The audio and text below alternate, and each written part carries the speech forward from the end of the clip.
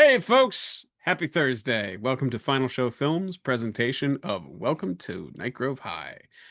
I'm Craig. I'll be your keeper for this evening.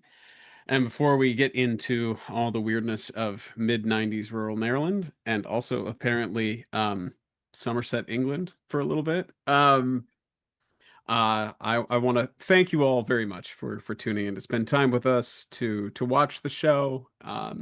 And a special thank you to those of us who support us via Patreon, especially our $25 and up supporters, Samantha Bates, uh, Elle, and Drevian Alexander. Without y'all, we wouldn't be able to do this, to put this ridiculousness in front of your eyes, and just keep everything going. So thank you. And before we jump in, your weekly reminder that trans lives matter, Black rights are human rights, other way around. Well, you know what? I'm going to stick with that. And then I'm also going to say that also Black lives matter, trans rights are human rights. Science is real. Vaccines, not brainworms. Fuck ICE. Not literally, because they don't deserve it. And who Also, else? they'll get frostbite. Yeah, there you go. Who else we met at this week, y'all? There's so many. We So don't many do things. mad. We don't do mad anymore. We just get even. Also, we do that after we introduce people normally. Yeah. I don't know. I'm not mad at it. I'm just saying. I always forget. So I was like, you know what? This week I'm gonna do it right off the jump. Different every week. Let's go. Well, Jeremy, if you're so smart, why don't we tell us who you are and what you're playing? Are we actually on the right screen now? Okay, cool. I just wanted to make sure about that. When you jumped in, I transitioned. Okay, fair enough. Hi, I'm Jeremy. I am playing Alexis Laramie, aka Lexi, who is, I don't remember what my playbook is. Celebrity. Yep. I'll let you know for sure when I get into Roll20, which you told me to do already, but I did not.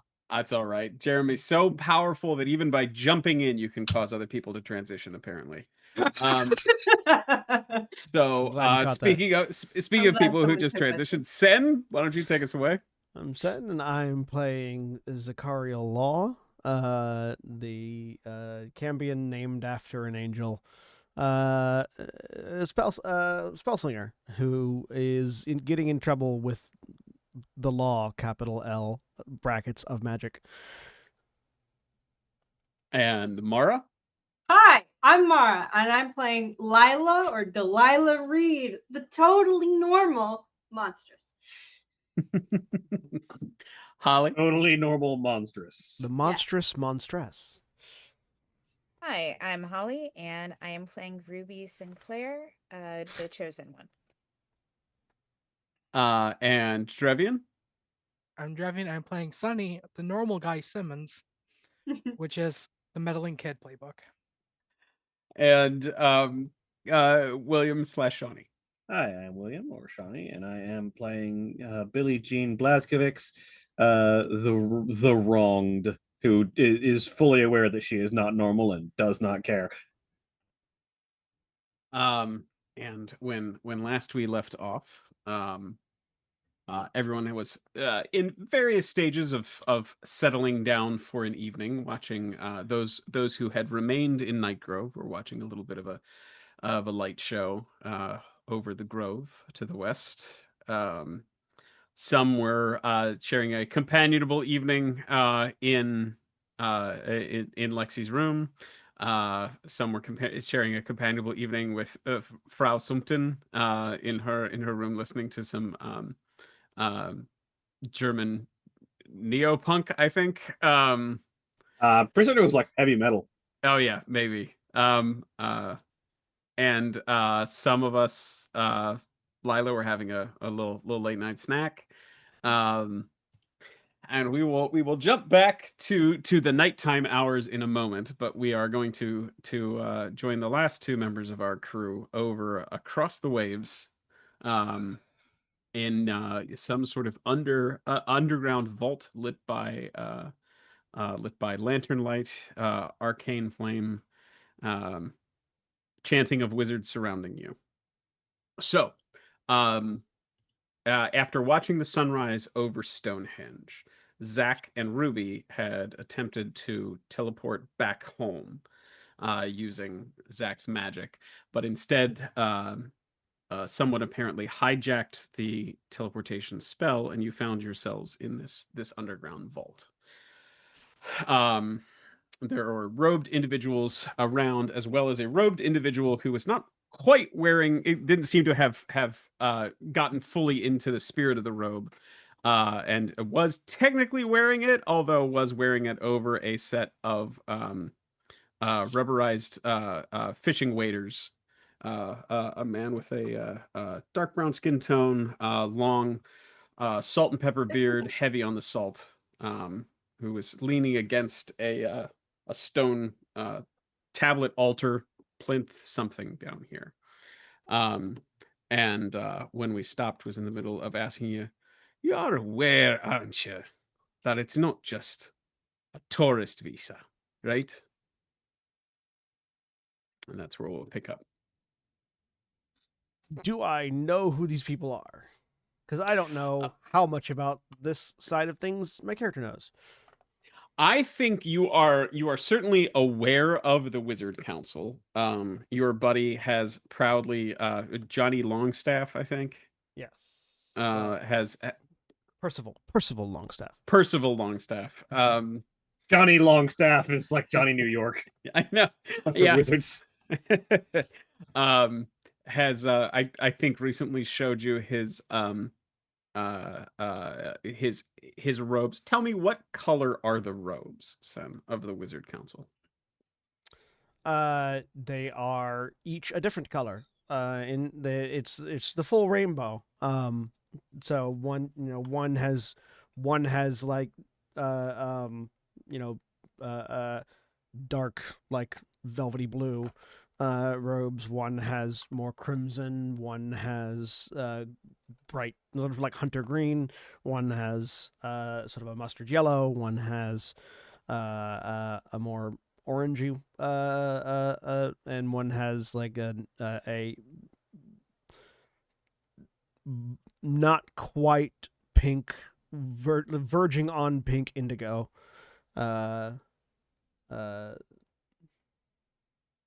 And however many other of the colors of the rainbow I'm forgetting. And of course, at least one of them has to be wearing robes of octarine, which is the Terry Pratchett color that can only be Yes. seen by wizards and cats. Yeah. Yep, Yes, correct. absolutely. Absolutely. So Percival was excited to show you that he had been accepted into the in as an acolyte of the council, but you don't see him here. Looking around, the gentleman in the fishing waders is wearing a cloak of sort of a faded sunset orange. So you are aware, in theory, that these are the Wizard Council. You don't know any of these individuals, though. Okay. I look at the group of them, or at least at the one that I can definitely see. Look at Mara's character, whose name I've forgotten. Mara's character is not there. Ruby. Holly's Not here. character. Sorry, Holly's character. Holly's character, whose name I've forgotten. Ruby. Ruby. Ruby. I remembered Ruby. I just misplayed the name. I look at Ruby. Ruby, this is the Council of Wizards. Council of Wizards. Wololo. And sort of the fellow in front of you turns, sighs, reaches, and grabs a file, like it just looks like a multifold manila folder, the kind with clips in it. Opens it up, and you can see within a like folded and pressed up ancient parchment scroll that he unwinds, which has been double hole punched at the top, rolls it back down, and takes a look at it and goes, "Right, so it looks like you've also been taking somebody along joyriding. I'm assuming that's you. You're not the one casting the spells," and points at you, Ruby. No, I went along. Huh. And even despite your whole... All right, then. My whole what? Uh, I'm not getting paid enough of this, and the fish aren't getting any more biting. It turns back to you and says, "So you must be Law, Zachariel," and there is a heavenly choir, followed by a much aggrieved sigh Just Zach. as a celestial being manifests. Um, there is a rustle of cloaks and fabric as a multitude of wands and staves are drawn from amongst the people present. And you can hear your godfather speak out and say, "Thou practitioners of worldly and profane arts, chill."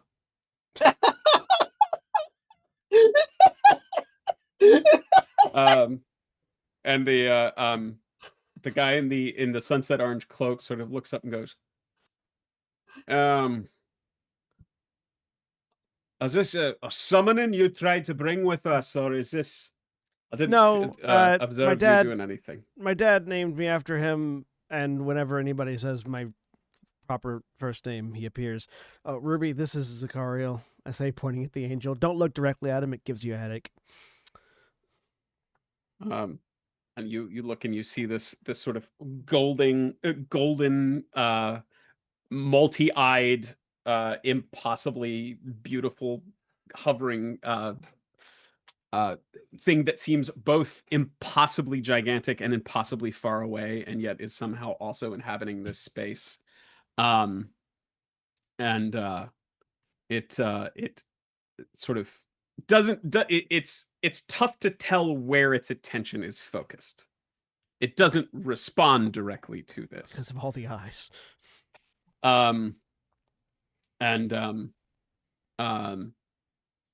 the elder in the orange cloak sort of looks down and goes, right, okay, yeah, I see.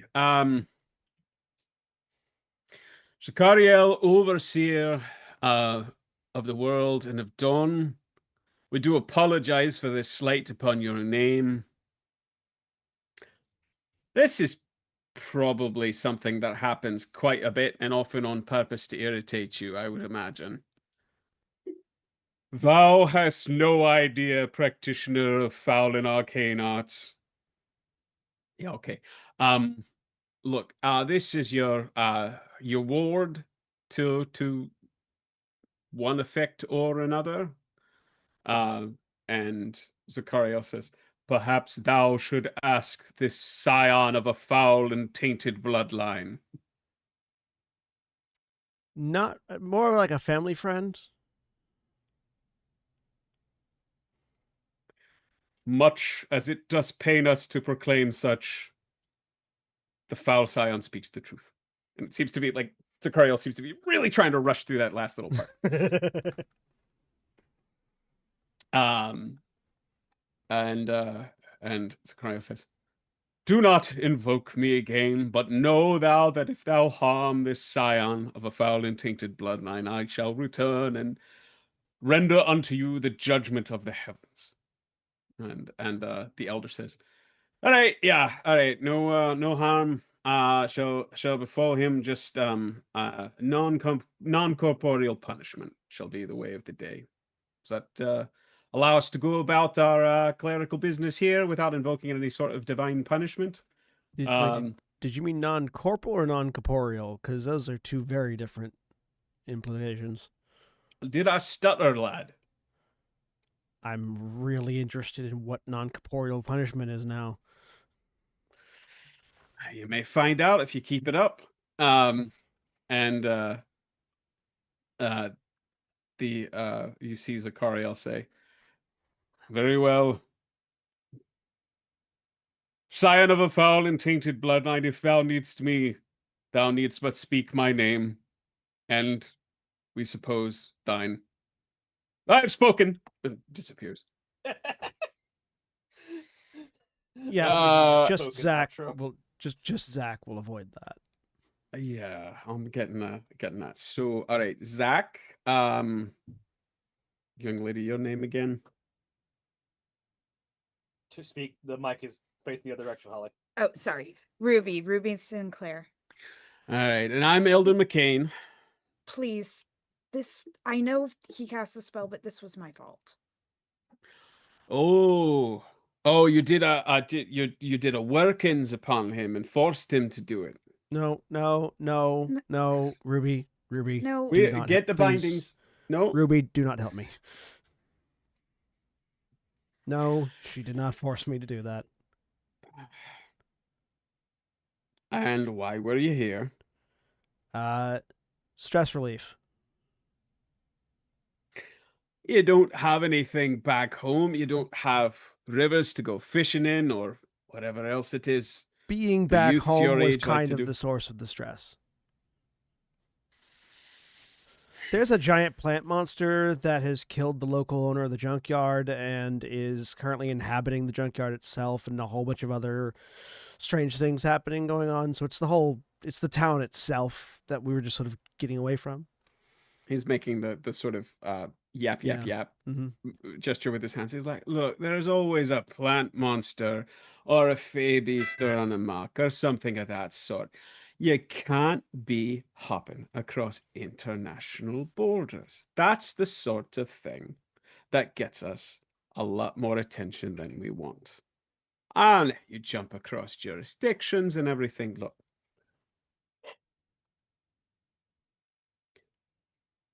we're going to send you back home. I'm going to go ahead. We're going to give you one turn of the moon and a day. You'll have to abstain from any further teleportations. And then we're fine. I don't want to see you back here again, right? Could I get is there like a book that has these rules that I didn't know existed in them that I could get? You hear from the background, "Whoa, what?" From one of the robed individuals, and he turns around and goes, "Yeah, I have you not been studying your international laws of wizardry?" No. Ugh. Aye. Gerrits, go and get us one. And one of the guys in the back goes, "Hey, but they're all the way back home, and I thought we weren't practicing any sort. Just Gerrits, go and get it." And you see one of the ones in sort of a pale purple robe, the color of a fresh bruise, sort of sighs and crosses arms, moves them back out, and then flips hands down and then disappears. And Elder McCain leans back, sort of drums his hands against the plinth behind him and says, "All right, everybody take 5." Sorry, what was just said? I missed something.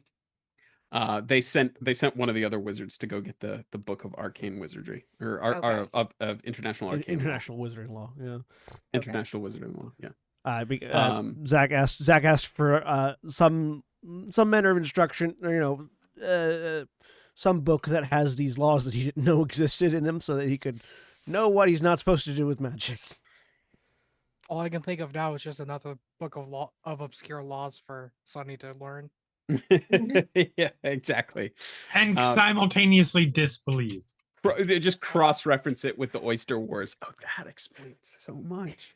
I like the idea that that's what finally breaks them, because on one hand it's laws and you're supposed to follow laws. On the other hand, this is supernatural magic nonsense. So obey, disobey, what, and then smoke starts coming out the ears. On the other hand, the part that breaks them is that somehow parts of the Oyster Wars make even more sense after reading International Wizard Law. So a few moments later, Carence reappears, holding a book. if you were expecting sort of an ancient leather-bound grimoire, you would be disappointed. This looks like it was ordered off of Lulu. It is a sort of like print-on-demand style large but paperback book. It's the kind, like, if you ever go to a law office and you see all the fancy books in the background, these are the ones that are on the bottom shelf because they don't look as cool. These are like the yearly printed updates. They're the ones that get used more often, and so they don't get on the shelves, and you just Yeah. get the working copy rather than the fancy one. Yeah, so this does say International Wizarding Law, and then it says 94-95 update. And Karen's just sort of is glaring at you, and they hold it out to you. I will take it. Thank you. I didn't catch your name again. Karen's. Thank you, Karen's. D'accord. And they turn and walk back into their line in the colored lineup. And McCain says, all right, before we send you back home, any other questions for us? I look at Ruby. Do you have any? Do you guys happen to know what's going on with me? With you? Yeah. Because some really weird stuff has been happening, and I've been having some weird dreams, and these creatures are like stalking me, and I would love to know what's going on. Outside of our jurisdiction, it sounds like something you should ask your bloodline, or maybe your seer. My what? Your seer. What is a seer? Oh. Technically, you are. So, someone in your situation, you're certain your grandma or somebody never sat you down and talked you through this? No. So, go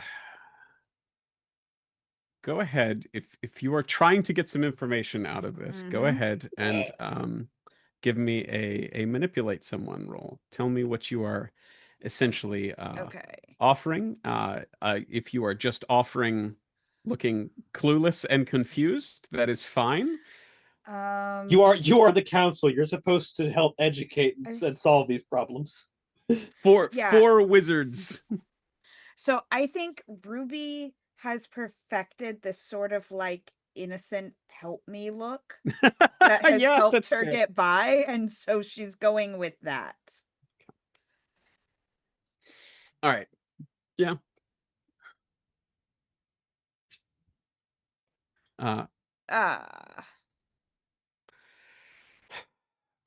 So You want to spin luck?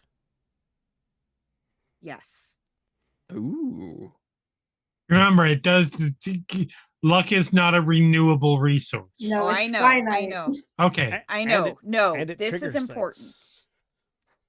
But What- this is important. You're what- not wrong. I just wanted to make sure. 'cause What is your it's luck special? Obviously, your dad different. My that is Right underneath luck. the keeper will bring your fate into play. I mean, that fits with spending it now. Yeah. Yeah. Yep. That does. That does. All right. So Ruby looks pathetic enough that I give her a hug. Good at that. he sort of reaches up, rubs his face with both hands, straightens up. There is a sound like a series of xylophone bands sort of warming up. He stretches back and forth and says, all right. Again, I can't stress enough how much this shouldn't be falling to me. But if I give you the brief version, you all will let us get you back over across the pond before the sun comes up there. Yes, please. So, round about the world, in every region, there are, to put it lightly, trouble spots. It could be a nexus of ley lines. It could be a hell mouth. It could be a focal point of otherworldly beings. It could be a place where the veil between this world and the afterlife runs thin. The world itself is alive, and it has, just like you, an immune system of sorts. You're from America. They still teach you all about medicine and that sort of thing in school. Yeah. Yeah. Good. You are, for lack of a better word, a white blood cell. You come from a family of white blood cells. Your job is to keep your spot safe. Now, everyone from a place like this, all of you, are supposed to have a seer, someone in your life who looks after you, who, they might not be nice about it. This old arsehole never was. And he sort of points over his thumb at the plinth behind him. And you sort of, as you turn and look, you realize what you have been assuming is just a big stone is actually like a dead or sleeping man just slabbed out on the stone behind him, covered in dust. But they're supposed to look after you from when you're born, make sure you're pointed in the right direction. I take it that didn't happen. I don't think so. Do you know who my seer is? No, I can't keep track of everyone. Again, I'm part of arcane oversight. I was just sort of flipping through the papers again. We can try to do some looking into it, especially if we've got this one there. Looks like we have a few active wizards in your town. But It's a wizard?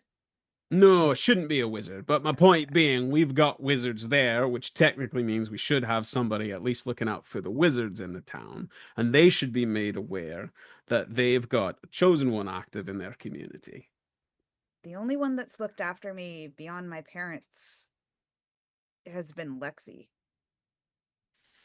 Oh, so this Lexi is your seer. I don't know. I don't think calling I'm calling so on Lexi, board with this, but oh calling shit. Lexi a seer would be a stretch. Well, It's many things. Seer is it is an ancient term. I mean, they're all not going to look like, again, points to the figure on the slab. Lexi is my age and doesn't seem to know what's going on with me. So... Oh, that's definitely not it then. Okay. No. I mean, I did tell you there was something going on. Yes, but you didn't know like specific. No, then there must be someone else. I'm guessing an adult. Family, usually, yeah. Often an elder family member, someone who steps in, things like that. I have my parents, and my grandparents are dead. I don't have any other family. Well, flipping through. I mean, in some rare cases, I've heard it can be, something otherworldly, a creature, or I assume your heavenly godfather boy never mentioned anything about seer duties. Nope. Mostly, the most useful thing he's ever done is teach me how to fold my sheets. There's just a long pause. Again, don't have time for this. To be fair, fold a fitted sheet perfectly the first time. That's not what he said. No, we've had one report one time where a cat in a tuxedo was a seer. Usually, though, much more humanoid. Here's what we can do. At the end of your probationary period, goes back to wagging an old gnarled finger at you, Zach. We'll have someone report into you. It might be one of the other wizards from your region. It might be one of us if we fancy a jaunt across the ocean. Although, again, it seems like we wouldn't be practicing what we preach in that case. If we can find any additional information, we'll get it to you. It's about the best I can do for you right now. Thank you. All right. Well, let me get you two back home. And remember, you watch yourself. You stick to your prescribed magic, which looks like, and he flips a couple pages in the file. Oh.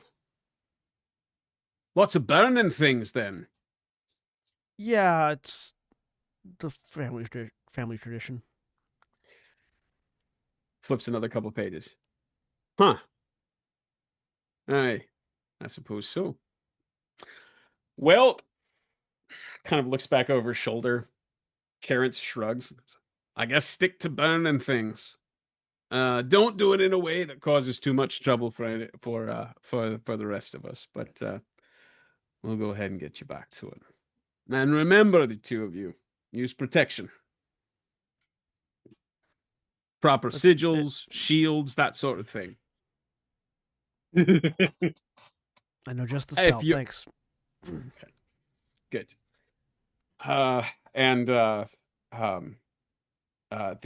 chanting from the council starts to pick up, and Elder McCain looks around. Where the devil did I put my fishing rod?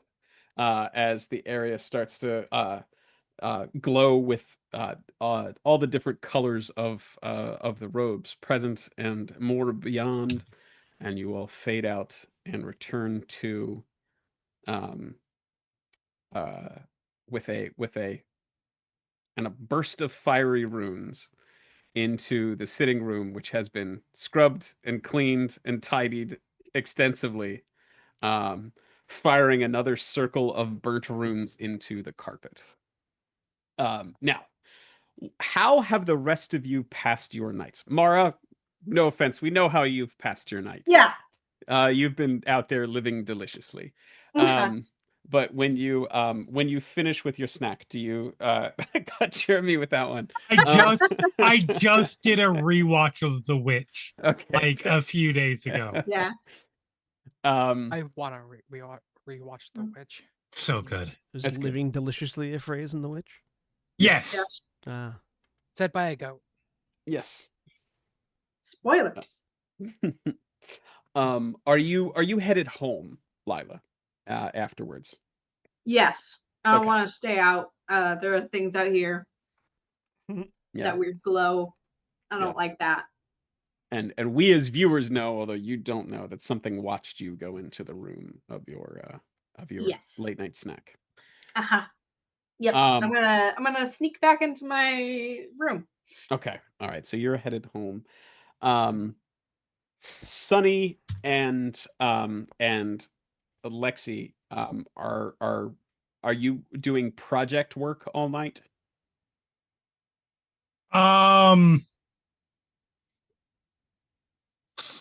Depends on how long it takes to. I don't remember how long we had to spend doing carpet cleaning. It was several hours. You know what? May I suggest that it's significantly funnier if it takes you the majority of the night until they return and you're just finishing up. Okay. All right. Yes. That okay, perfect. And BJ, do you drift off at any point, or do you try to stay out? I think mostly she is eventually gonna have to get home because she needs to set a dog up. Okay. All right. So you are gonna head out.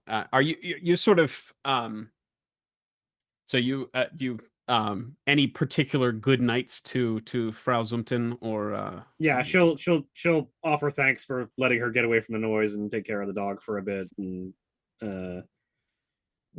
appreciate the music. It's good to hear actually good music every once in a while. Yeah, well, it's good to discover someone in this town with good taste. Anytime you'd like to come back and we can crank the tunes again, you're always welcome. Bring the dog with you. Also good to see something not so small and fluffy. Looks like it would blow away. Yeah, Yeah, I've never really been a small dog kind of person. Um, um, you BJ, yeah, Billie Jean Blazkowicz. yeah. You thought I should call you the whole thing, or It's whatever's comfortable. all right? Well, Billie Jean, you call me Goethe. Come back and see us again. Appreciate it. Okay. Yeah. And she sort of unceremoniously shuts the door behind you as you go. Are you gonna track down the others who are still in the process of cleaning up? She's just gonna like say it's like just as she's heading out, just a quick taking the dog with me, heading home. Okay, don't die. I'm not the one in danger of that. Everybody is. Dog whimpers a little bit from the garage. All right, see ya. Sonny, are you just like busy scrubbing? Yeah. All right. All right. So BJ, you head out. I assume you're tucking the dog sort of tight into you. Yeah. You did not name her, correct? I have not given her a name yet. Okay. No. All right. So you are able to travel home. What time do you think it is that you arrive home? What time is it when I leave? You tell me. I would assume probably shortly after dark, so probably like 10 or 11 by the time I get home. Okay. All right. Go ahead and give me a luck roll. That's just a D6. D6. 2. All right. So as you are driving home, you head out from the Manors onto College View Road, and it's not that far for you, right? Yeah, it's not a long road. But as you are coming up, passing the Grove on your right, and reaching the intersection with Main Street, where College View Roads changes as it crosses Main Street, it crosses to Cemetery Road. You see sort of as you pass that, you see lights, police lights on a car, pop on, and as far as you're aware, one of the two sheriff's vehicles starts to move into the road behind you. What do you do? Oh no. Remember curfew. Yeah. Yeah, she's aware. Is, She's also heading home, so Yeah. like you're stopping me from getting home for the curfew. right, but you are out after dark. Yep. With a dog. Yeah. Yes. So she'll pull over. All right. Yeah, The car pulls in after you. The sirens have not gone on since you pull off. The car pulls over after you. Lights stay on, and you all pull off into the grass on the side. Which side of the road? I mean, you pull off on your side of the road, right? On the Yep. side closest to the Grove. Okay. Yep. The door opens out. A gangly figure gets out, and kind of comes up. You can. There is a whine and a growl sort of vacillating between the two under your arms. Okay, girl. Wow, whoever just opened that door and made a squeaky whine sound, A+, fully work. I appreciate it.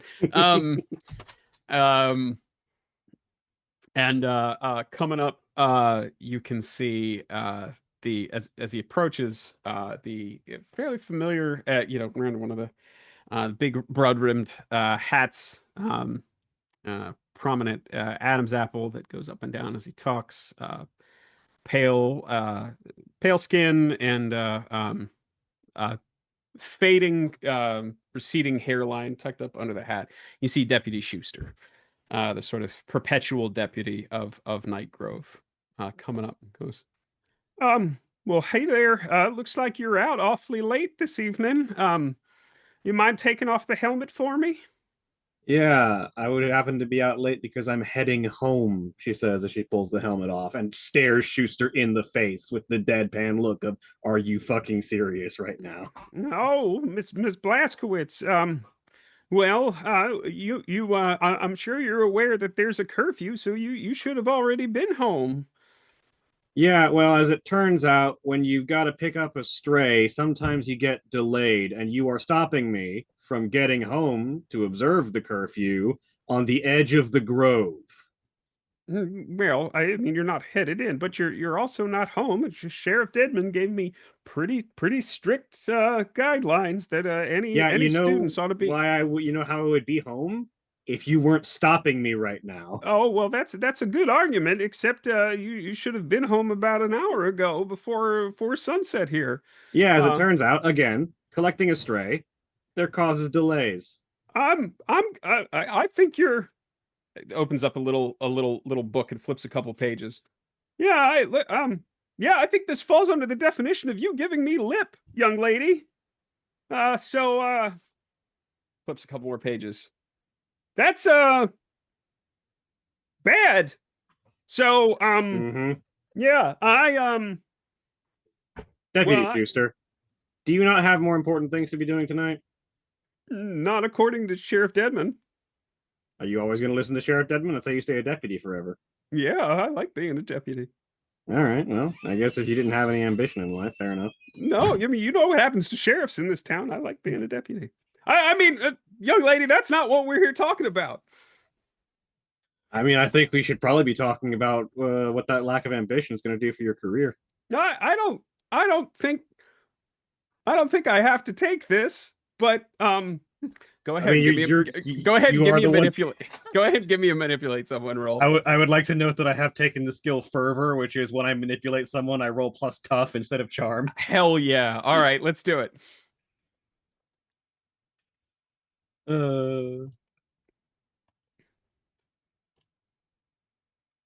Any modifiers for I'm gonna situation? I'm gonna give you a +1, honestly, because you've already kind of put him on the back feet. Mixed success. Well, just barely, Yeah, thanks to that plus +1. So he says, well, again, like I said, I feel like you shouldn't be talking back to me this way, but hypothetically, if I did have more ambition, and I were to humor you by hearing you out, what sort of advice would you give me in that case? Well, there are, higher profile issues going on. I heard that for instance, the junkyard owner has gone missing. So finding Hutch? missing, Hutch hasn't been seen all day. And his truck seen around, the guy has not been. Finding missing people, dealing with problems that, might be threatening some of the well-being of some of the populace of the town. I feel like that's a little bit more important than stopping someone who's already trying to go home and trying not to violate the curfew any more than they already have. Well, not like anybody can go home anymore after they canceled harvest the road. To the house where I live. Oh, well, sure. Well, I'll be sure to let Sheriff Deadman know about Hutch. I was out looking after the Kellermans, poor folks. But Not your food. well, I'm gonna make sure you get home okay, and I'll let you off this time with a verbal warning. I appreciate it. All right. Well, why don't you fire up your hog there, and I'll follow you. Now, where's home? Well, as it turns out, Yeah, she you can says, literally see it. she sort of just turns and points. You can see down right on the edge of the graveyard. You can see your house with the lights on. Oh, well, you weren't kidding. You were almost home. All right. Well, I'll follow you. But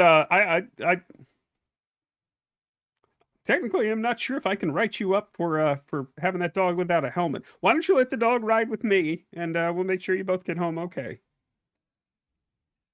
I look down at the dog and see how she's feeling about that prospect. Not great. She's kind of scared. I'm trying Oh. to get her home so I can get her a nice, like, warm place to stay, and I don't think she wants to be separated right now. Well, just keep it real slow. That's the plan. All right. And so Deputy Schuster goes back to his car, gets almost there, stops at the door, turns around, goes, "Oh, this is me warning you verbally." I accept your warning. Checks something in his notebook, and then gets back into the car. Okay, you do that voice so well. That is amazing. It's just like slightly out of tone, Kermit. Yeah, like it's that's so good. I love it. Thanks. And Will just like it's like it like leaves the lights on, so we have what looks like the slowest speed police chase ever that drives the remaining like 500 feet to your house. And he sort of turns the lights off, honks twice, wave, and then loops back around to head back towards Main Street. All right, girl, come on. All right, so you hop off, and are you just gonna take her on in? Yeah.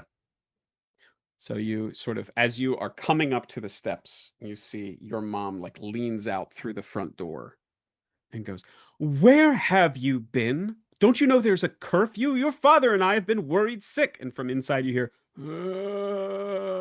"Listen, he's barely holding himself together in there." That doesn't sound like a change. You know what? Sometimes I have had just about enough of your lip, young lady.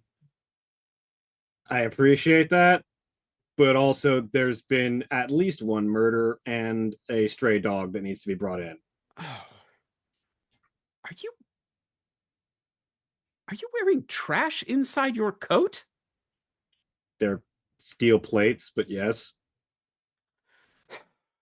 Well, you'd better go shower. Come on in.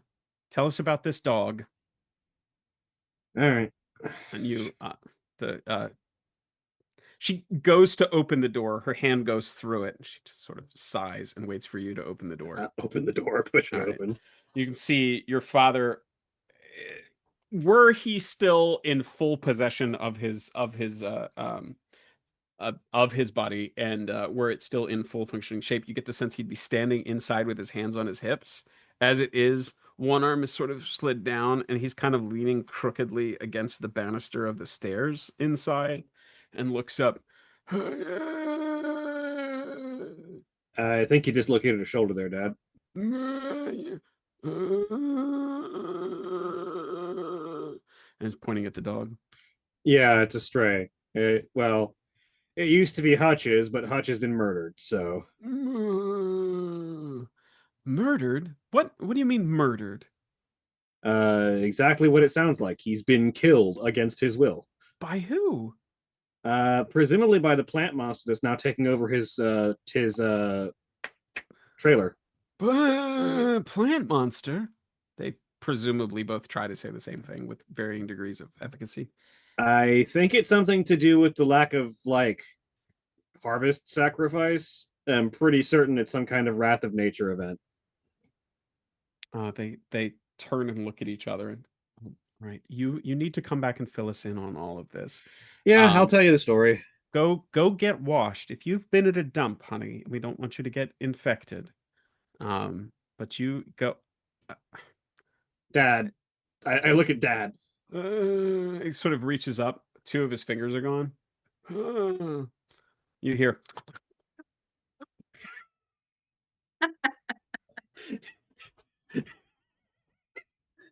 Look down. No, those are not yours. Takes them. Sort of looks at you, and then just sort of in a desultory fashion, bleh, spits up your father's fingers. That's not the worst place they've been. In the soup pot is probably the worst.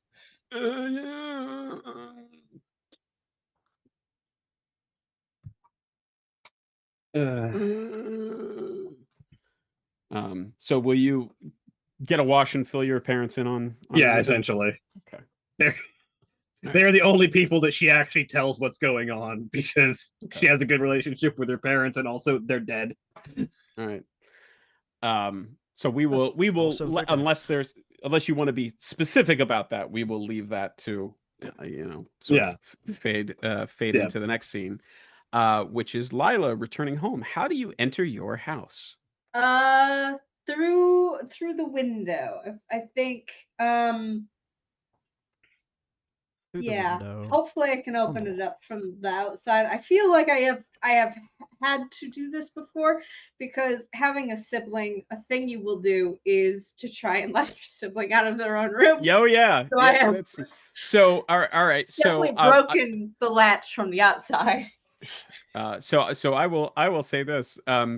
Given that you pretty much you seem fully well aware of what I had planned as a complication or failure. Go ahead and give me an act under pressure, please. Yep. Listen, I have actual siblings. I know how I know what happens. Look, we all know what it's like when you come home in the middle of the night from feeding on someone's hopes and dreams. Yeah, exactly. All right. Well, that's a 3, so no. So you sort of you go to the window. You said you had broken it, right? Yes. All right. So I think you go and you just easily slip up the window, and as you do so, there is a uh, sort of a clatter of spoons and various cutlery that has been placed on the inside with essentially a plate that was just balanced as the window was closed. And as soon as you lift it, that all falls off and makes this noise, and you can hear like a door open, and you can hear footsteps inside, and the door slams open. And for just a moment, you see your mother's full, true form, vengeful, protective, surging into the room. Would you like, Mara, would you like to describe that at this point, or would you prefer that we, as the viewers, see your reaction to it and it is left to our imagination? I think just my reaction to it. Let's save that. Okay. All right. Fun. All right. Cool. And then the lights flick on, and it's just your mom. I mean, it's both of them are just your mom. Given the horrors that anyone who is not directly related to her would have just witnessed, what is it about her nightgown that is especially incongruous? I think it's like cozy flannel. Imagine cozy flannel and like with trying to think what the print would be. I think it's like little like I'm picturing like a boyfriend shirt where it's just like a big oversized flannel shirt. I'm picturing like a flannel nightgown. Yeah, and it's like got little like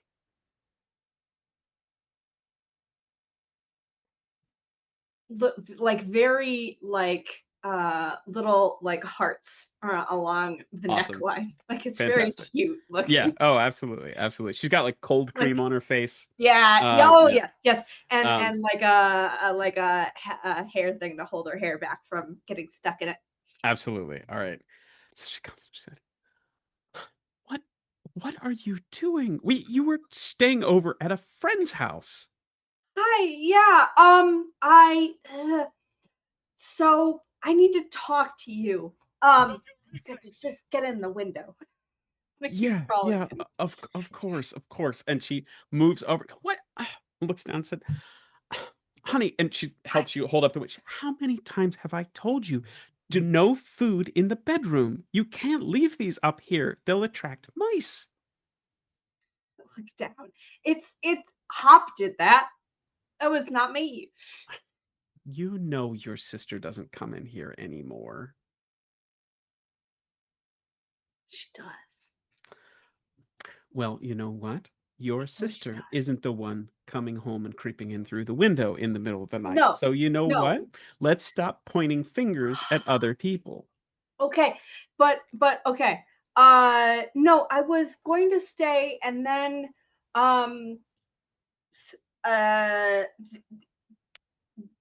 they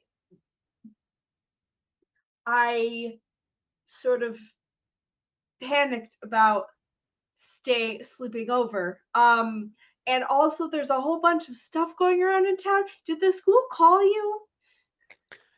Yes, they did. Yeah, we got a call from a very, very nice person at the school named Miss Barmazel, who let us know that you were having um some issues processing things, which is why we thought you were staying at your friend's house. Yeah. But it's there. A lot happened, and I got very hungry. And then I didn't want to try and sneak back into their house. And Basically, is why. well, that's probably for the best. You hear your father's voice from the door, and he kind of is coming around the corner. He's wearing just a set of pajama bottoms and is looking kind of tousled and wearing his glasses. What did the school the school explained everything, but there's something weird going on in this town. Like there's a lot more supernatural shit. Young lady. What? Okay. It What? is, What? though. I think Delilah. It is though. They sacrifice people in this town up until like 10 years ago. Right, but they stopped doing that because of the lawsuit, which is why we moved here. Yeah, but there's I think something weird is going on in this town. Why don't here? Why don't you clean up all the cutlery that you've squirreled away in your room and then come tell us about it? Okay, fine. And your dad standing in the doorway says, "And why don't I get us all a little bit of hot cocoa, and then we can all take some time. How does that sound?" Good. All right. Well, we'll wait for you downstairs. Complaining. I think I just no, I have to clean it up. They're gonna be annoying about this. I wanted to just stuff it under a pillow and ignore it. But I do clean up the forks and things and Okay. plot about what I'm going to do to get back at my sister. But that is for later. Sure. You can Yeah, hear and I'll murmurs as you come out of your room. You can hear murmurs from downstairs from the kitchen. Your parents talking, and oh, you hear you can hear they're like they're waiting for you down there, and you can hear a slight creak from across the hallway, and you just see Hop sort of looking out through the door frame, like just a big grin on her face. get back at you. She just sort of like makes a fake horrified face, and then grins and very slowly closes the door. Do you flip the double birds? Yeah, I do. There is the snap of a Polaroid from inside the door, You and are a monster. and it opens up, and you just see her, and she just leans out and goes, "Leverage," and then shuts the door. I hate you. And you hear from downstairs, "Lila, don't talk to your sister that way." She started it. Delilah. What's your middle name? I didn't give her one, I don't think. Lila. I think just like Bathsheba. that'd be pretty fun, actually. Yeah. Delilah Bathsheba Reed, you come down here right now. Fine. All right. Are you going to fill them in on Yes. everything from the day? Yep. Okay. All right. Mhm. I would also like to add, Mhm. I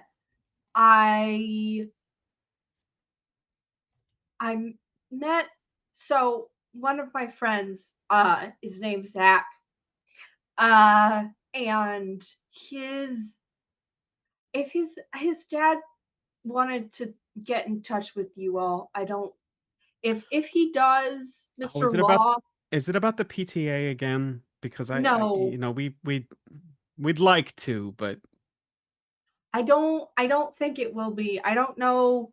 He's weird. I don't know what's up with him. If I'm trying to remember, I don't think Zach's explained about his dad. I don't believe so. I don't remember. I don't think to anyone except No. Ruby, right? Yeah. I think it was No, to the group, he explained that He- he was a Cambion. This is true. Okay. Yeah. All right. I don't think he clarified who his father was, but he definitely explained to the Yeah. group as a whole that he was a Cambion. I don't no, think we I know had what the a big. Cambion is. He also explained what a Cambion was.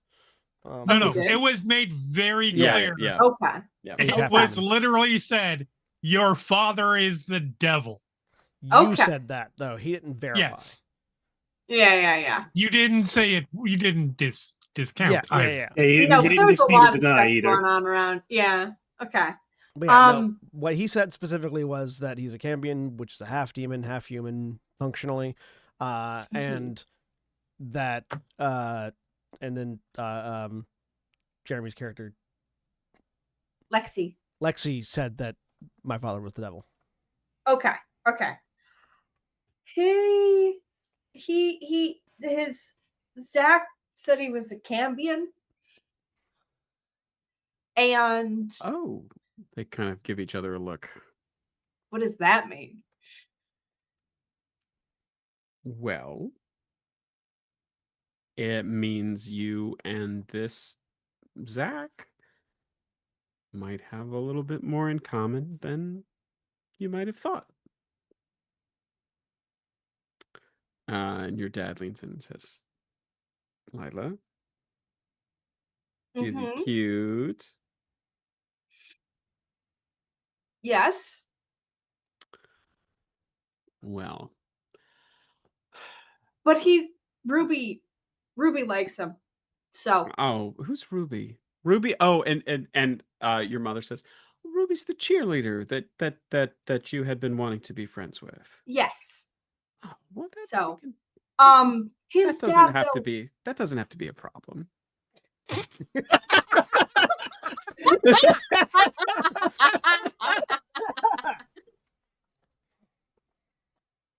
I think she would think it's a problem. His dad Oh, though. for now.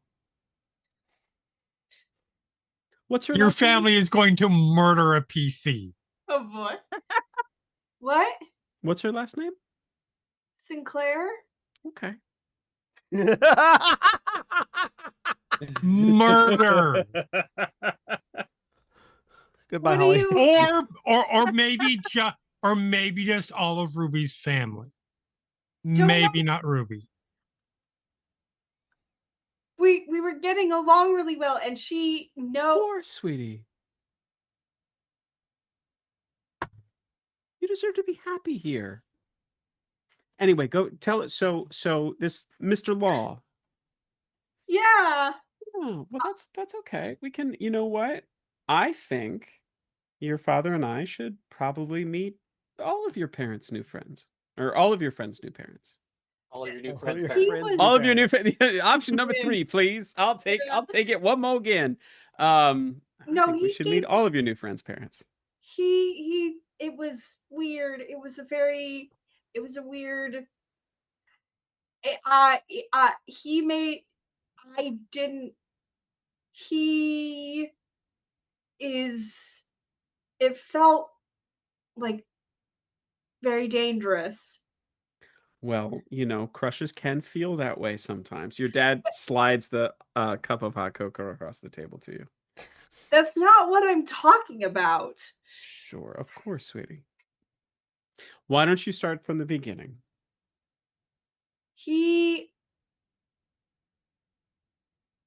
he drives like a very fancy car, and he Mm. came up and was talking to us, and it was just a really creepy feeling, and he was really interested in me, and I don't know Well, why. you're interested in him, so why is that a problem? He They- was They think you're talking about Zach. No, his dad, Mr. Law. Oh. It Well, was weird. He wanted to meet you too when we were introducing all of us, like the group. well, we'll reach out and we'll find out. It might be that we might have, like we said, some things in common. Maybe we have some friends in common from the old country. The old country. Hell. Yes, the old country. Hell. Okay, yeah, that's good. Please don't. I want Ruby to like me. Oh, we can take care of that. No, you don't. I don't need you to take care of that. I can do that myself. I'm Oh. handling it. Of course you are, sweetie. We just, like I said, we know moving's not fun, and we just want this to go as smoothly as possible for you. It's going great. I'm going. This is fine. In between all the murders and everything that's going on, it's totally fine. Well, it sounds like it's been a long day. Just gonna Yeah. skirt past the murders. Why don't you get some rest, and we can we're here if you want to talk to us now, but if you can also get some rest, and we can talk more about this tomorrow. Just they're my friends. I can handle them. Of course. Go ahead, Lila, and give me a Yeah. manipulate someone roll, please. Okay. I get to use weird instead of charm when I manipulate someone, which is much better. All right. I will give you a -1 because these are your parents who are also Okay. weird. That's very fair. So I have a +3 to this. Roll well, I want to live. Wait, why do you have a +3? +3, because I'm rolling weird instead of charm. My charm is -1. My weird is 3. So if it's Oh, you're just adding a to do the- modifier rather than changing the ability. yes, yeah, that's all. Oh Yeah, wait, so- I can just I do think it this I think way. when you roll it, I think you can change the. Oh, it does already do the Yeah. default. Never mind. Yeah. I'm good. Yeah, you can. I- you can change what ability it relies on when you roll. I don't know what I'm talking about. Okay, -1. Here we go. Ooh, Wow. Okay. 10 somehow though. All right. So that is a That's a flat-out okay. success. Well, so it looks like you got a 3 and a 5. Yes. 8 plus 2 yeah, is 10. Fantastic. Okay. Mhm. Sorry, it was the way it's parsing the Yeah. -1 threw me for a second there. All right, Yeah. great. Yeah, so full success. So I say, okay, of course. And your dad leans over to your mom and says, that parenting book that we were reading did say that we're not doing her any favors if we fight all her battles for her. And mom leans back and says, I know, but we're not fighting battles. We were just gonna. And he says, no. And she said, okay, all right, sweetie. We'll listen. If you change your mind or you decide you need any help, we're here. But Mhm. we trust you. We trust you to handle them. Thank you. Your dad says, Most people, really most people proud don't of you. refer to interacting with your friends as handling them. I just want to point that out. That is that is very true. That Yeah. good catch on that. Yep, 100% true. And One of your friends is a demon hunter and has a shotgun. Oh yeah. you know we're really proud of you. You're doing a great job. And it makes me, you know what also makes me really proud? I feel like when I feel like you've been listening to us, and the fact that you decided to go out and take care of things outside of where you were staying, rather than staying in the house. And your mom nods. She says, yeah, we did. What have we always told you? Don't play with your food. Yes. And so we can leave that there if you're okay with that. All right. Yep. Sonny, I wanted to ask you, you did, I can't find it in my notes, but I think I remember, you did call your grandmother, right? Or did No, you? I don't believe so. Okay, cool. All right, good. Just double checking on that one. So Lexi, I feel like of everybody here, you are the least worried about me needing to find out your middle name, because of your absent parents who remain so throughout the evening. But what, if anything, do the two of you talk about while you are in the process of cleaning up this carpet on your hands and knees all through the night? I don't know that it needs to be gone through because this is going to be constant for however many hours it is. Yeah, and the one thing that Sunny is going to learn is you don't know where it comes from because you don't see him do any. You don't. You don't see them do any drugs. But Lexi does not have has a seemingly when they are focused on particularly this kind of specific thing, they do not power down. They have a seemingly limitless energy and focus. They are just trying to learn everything, and it is just constant questions, and not like in an interrogation way, just more of a like a friend getting to know kind of way. And they will attack it from multiple avenues. Like if you start to shut off one way, they switch tactics and switch and start trying to find the things that you will talk about and use that to transition to other stuff. They will find it out. Sonny, how are you staying awake through these hours? Is it the coffee that is continuing to see you through? That and Sunny's own work ethic of this needs to get done. All right. Sonny's There's no stopping. Sonny's veins are about 33% coffee at this point. Right.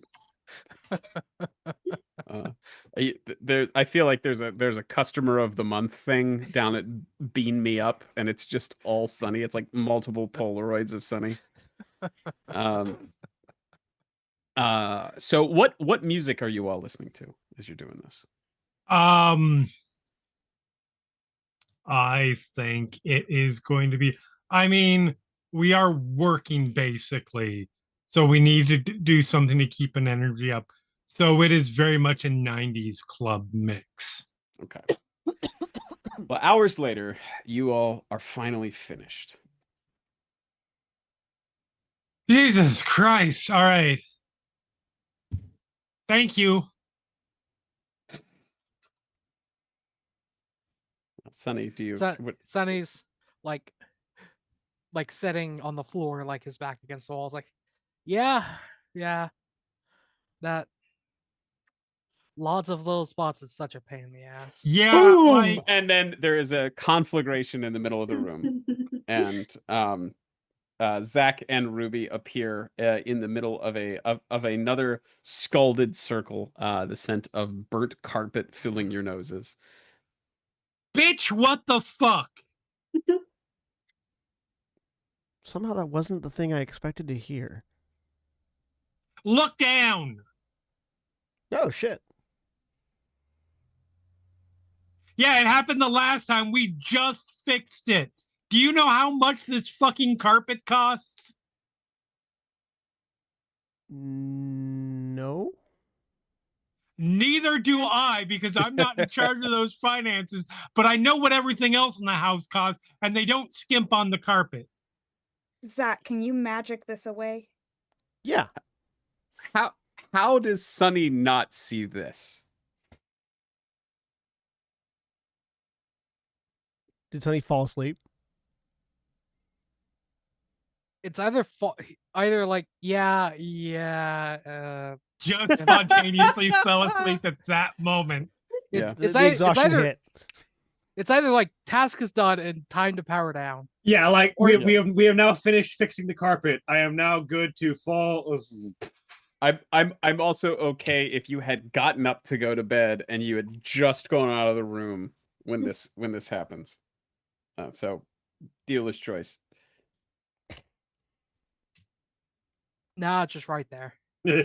Just against the wall. Fantastic. Job done. Time for nap. So establishing that there are scorch marks back on the carpet again, and Ruby has just said, "Can't you magic this away?" Yeah. Yeah. Oh, you can? Yeah.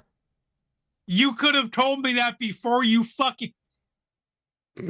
Okay, first of all, where did you go? Stonehenge. You never took me to Stone. That doesn't matter. I didn't think you What- would enjoy it.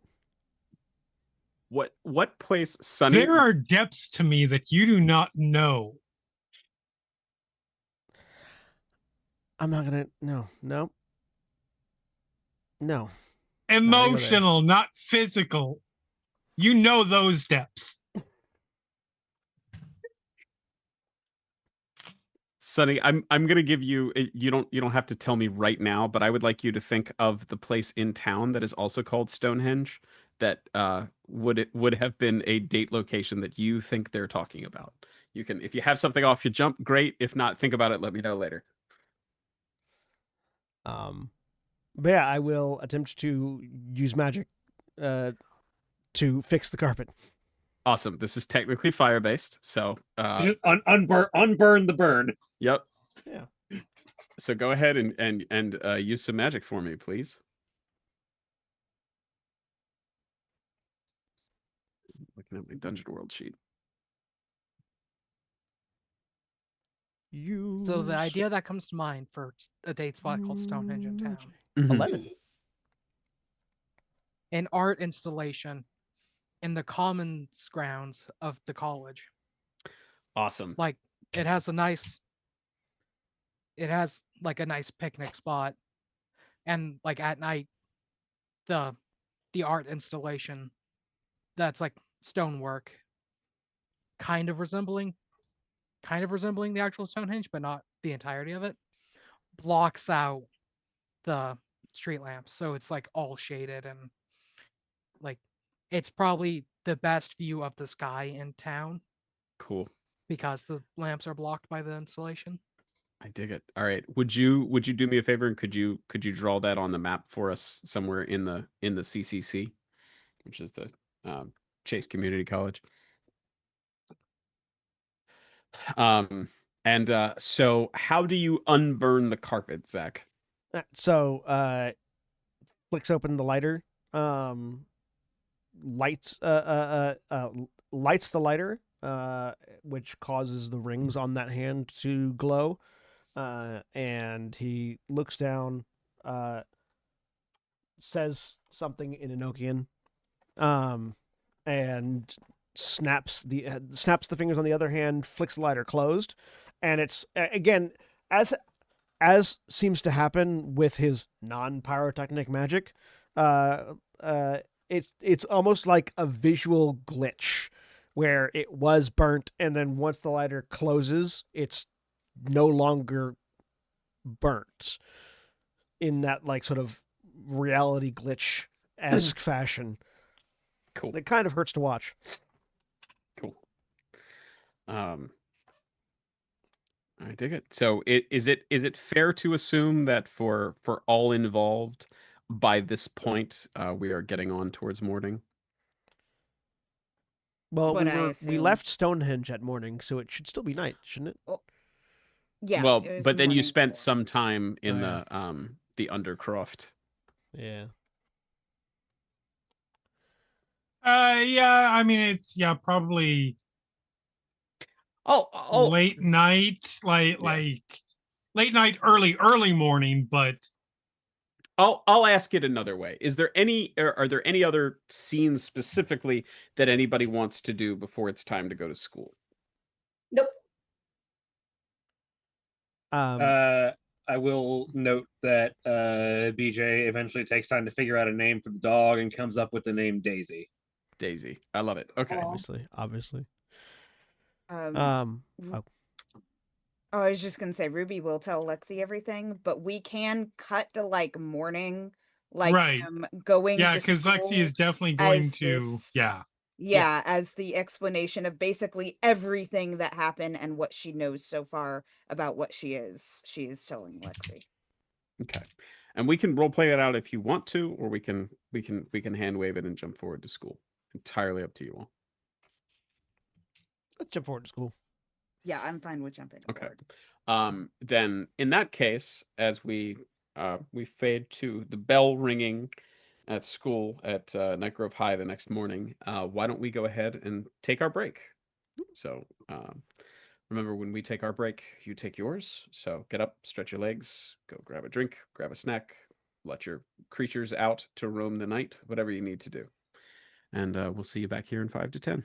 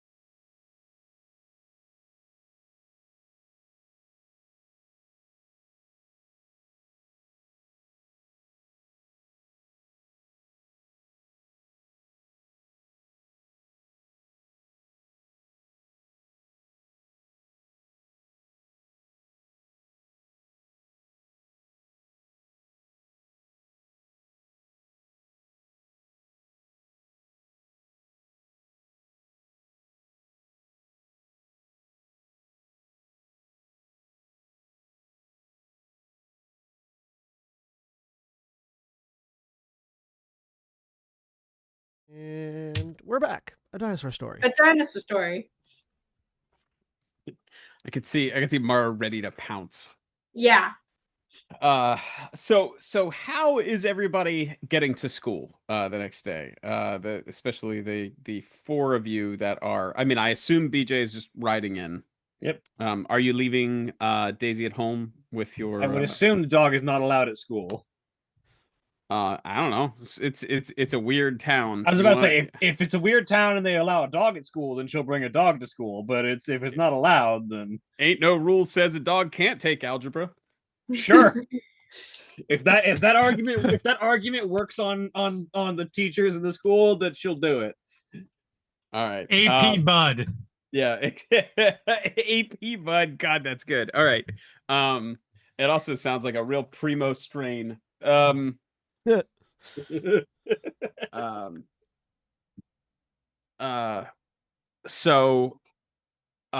you're driving in. That does feel like a very TV thing to have the school that somehow allows dogs in. Right, absolutely. So you're coming in. Lila, you're taking the bus like you usually do? Yes. Okay. Your parents offer to drive you in. Would you let them, or they are very sorry, go ahead. I have a thought. After I grab Ruby, I will show up earlier than normal. Like, we got to make a couple stops before we get there. Well, you're all everybody's staying over at your house, so you don't have to grab Ruby. Oh, that's right. Everybody is there. Duh.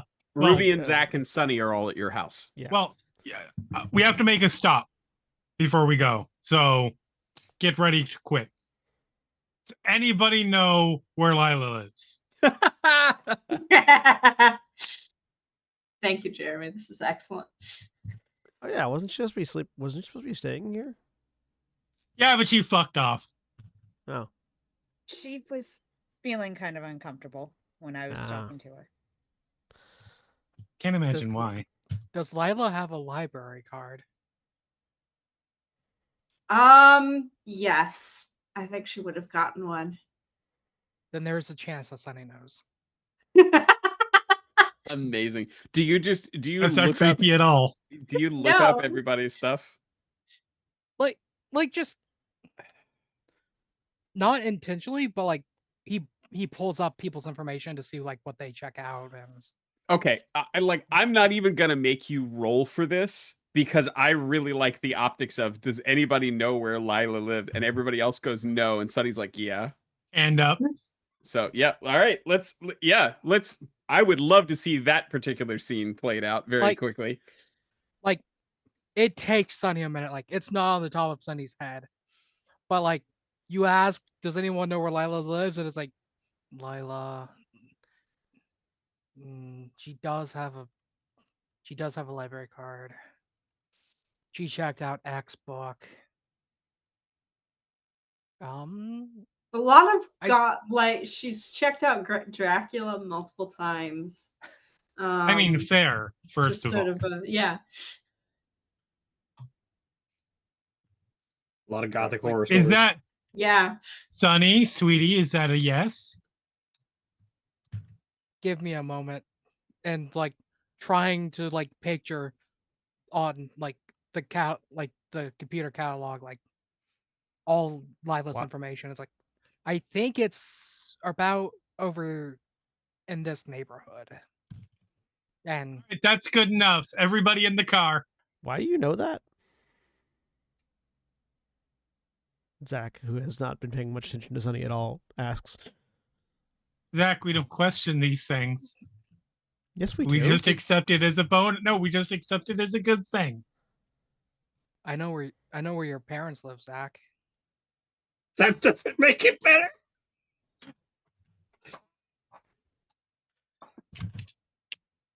I don't know how. Wowzers. Zach does I feel like I know where your dad lives, and we can't drive there. Oh, I mean like physical world address, not hell. Oh, where is that? As I'm pulling out my phone to program it in. I'm curious how you know this because I don't have a library card. You'd have to have a library card because you've been to the library numerous times, checking stuff out on the actual system. Yeah, but not on my card. That would be your dad's card then. No, I use Lexi's. That's Oh, true. I never use my library card. Yeah, she never uses it. Why do you use someone else's library card? Because I come from a long line of people who are known to never shake hands on a deal. There are, but you know law, and you do know that there is a library card for Howl law, and so you can think of that, and as you access this encyclopedic knowledge that is very funny right now, but that I will make you roll for in the future if you try to use this again for plot relevant purposes. There is somebody named Howl Law who checks out a lot of how-to books, like carpentry for dummies, beekeeping for dummies, XYZ for dummies. yeah, spreadsheets for dummies, like just somebody who apparently really enjoys the for dummies line of books. It's like, you don't have a library card. Do you know a howl? Because there's another law that has a library card. I mean, my dad goes by that. He seems to really like the For Dummies and the For Dummies series of books, and we keep getting the new ones whenever they come out. He definitely gives off That makes himbo sense. vibes. That makes sense, yeah. And if that is your dad, then I know where he lives. So Assume- where was that again? I recommend not going there. I will I might need it in case of an emergency. I will list off If you whatever go there, you'll address run into my that- mom. Not my dad. I can work with that too. I do list You off don't want to. the address that was She's given. a very private when person. He made the account.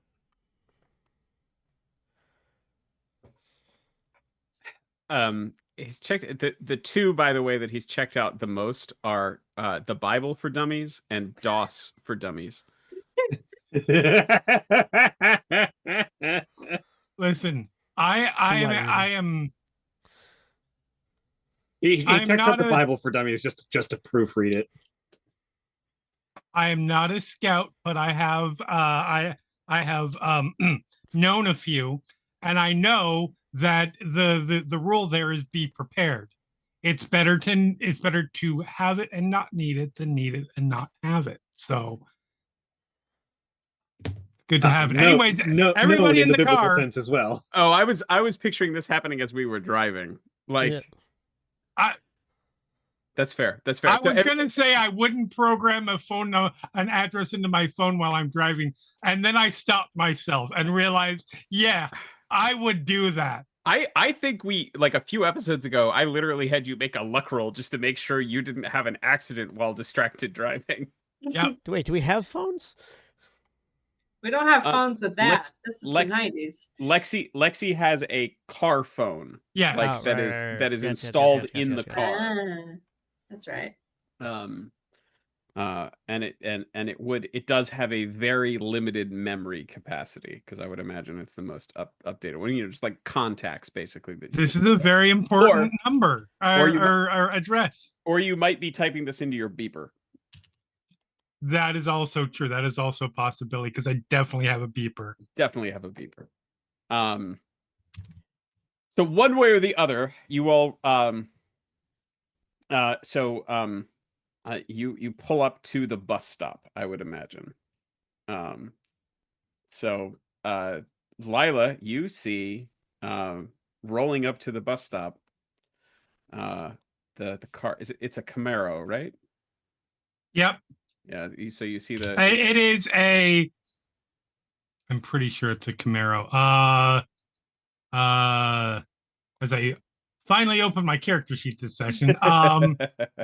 Yeah, 94 Chevy Camaro. Yeah, so you Metallic green. So you see the green Camaro rolling up with all your friends, kicking in the front seat, kicking in the back seat. Hey. Hi. Hey, get in. Okay. I brought muffins. In case anyone's hungry. How do you have the muffins? Are they in a tin? Yeah. Yay. Okay. Like a Tupperware.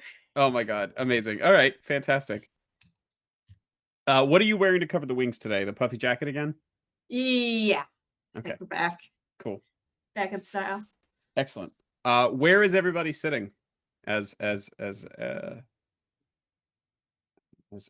gets in? I mean, I'm in the obvious spot. Right. Yep. Ruby's probably in the back with Zach again. And Sunny's up front. Shotgun? Yeah. Okay. So Lila, where are you going? I'm gonna try and slide in alongside Ruby. Or I don't know if how you're situated right now, but she's trying to not sit next to Zach for reasons. I don't need that temptation. I'm hurt. Ruby will Ruby will scoot over to like the middle seat. Yeah. They're poppy seed. I'll take Ooh, one. give me one of those. Press up to the front. You take one of those, then if you fail a drug test, you can say I had a poppy seed muffin. You'd actually need a lot. No, they're good. Where are you getting drug tested at, Lexi? You never know. That happen a lot. Ah, that's right. I forgot. Girl Scouts. Listen, also listen. It actually does happen on the off chance that I have a job I have to do. They have insurance issues and anyway. Unfortunately, they're real dumb, so they will accept the poppy seed excuse. Anyway, Yeah. Ah. Who else takes a muffin? I do. All right. Ruby? Ruby's not really hungry. She's got a lot of on her mind right now. Sunny? Sunny does, but kind of picks at it slowly. Okay. Everyone who took a muffin, give me a constitution check. No, I'm just kidding. So This is how they go. It would be a great time for me to fall unconscious. Yeah. Right? I'm just just waiting. smash. Go ahead. Oh no! I was gonna say I'm just waiting for like the body swap episode. Yeah. That's when I get to give one of my favorite jokes, which is I hope I die in my sleep like my grandfather and not screaming like everybody else in the car. Right. Yeah. Smash zoom to Lila saying, "See, Mom and Dad, I told you I'd take care of it." And series. That's a series wrap on everybody except for Lila. And BJ. I win. And BJ. And now it's just a demon hunt between BJ and Lila. It's a game of cat and mouse. All right. So you all make it to school. No complications or anything. You roll in. BJ, you're getting there about the same time. You all have it's first period, so you all have math again with Mr. Martin. Yep. I'm gonna offer a muffin to BJ, and no one else was not in the car. Yes. Yeah. Hey BJ, do you want a muffin? I made them.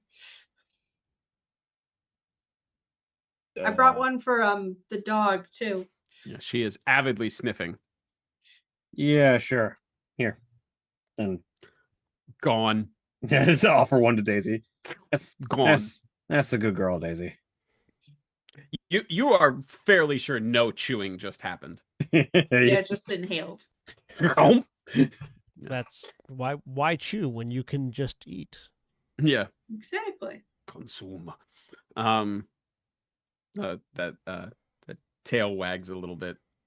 You can see Daisy perks up a little bit, recognizing at least some of you. And I avidly pet the dog. The tail wagging intensifies.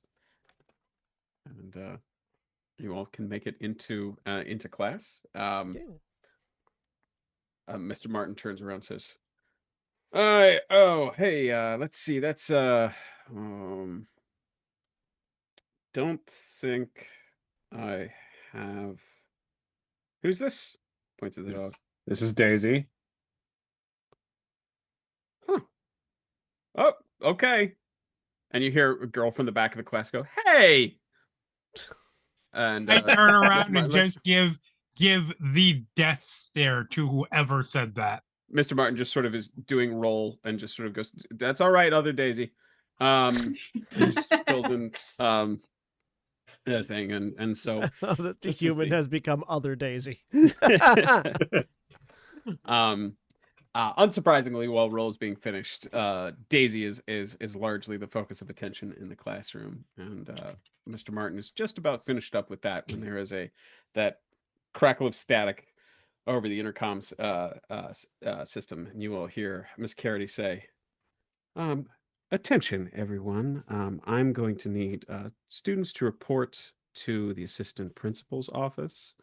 Blaskowitz, BJ." Laramie, A. Law, Z. Reed, D. Simmons, S. And Sinclair, R. The list is repeated. Thank you, everyone. And the intercom cuts back off. Everybody in the room is now staring at all of you. There's a chorus of whispers and ooh as everyone sort of turns to look. I I revel. nonchalantly stand up and exit the classroom. Okay, stands up. Okay. Walks with I Daisy. do the whole as I'm exiting. Parting is such sweet sorrow. Mr. Martin said, Stanza. Daisy, where do you think you're going? I didn't hear your name called. To the bathroom.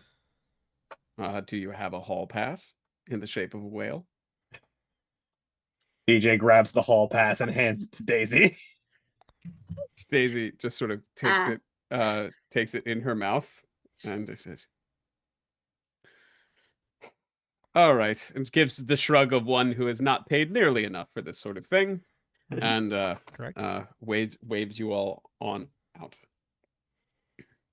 I stand up with a yawn, mutter something about not having enough coffee for this, and follow everyone else out. All right. Ruby really hesitantly gets up because this never happens to her. Yeah. Yeah. You can see as you get up, you can see Charity in the corner, just kind of gives you one of these. Mm. Sorry. She's gonna pretend to wave and then flip her off. She puts a hand to her That's mouth my and, girl. and sort of in mock horror. And then there's the chatter, the whispered chatter intensifies as you all head out into the hallway. I wait outside in the hallway for Ruby and for the others, but specifically Ruby to get out of the classroom, and then lean over to Ruby and go, "Bad girl phase."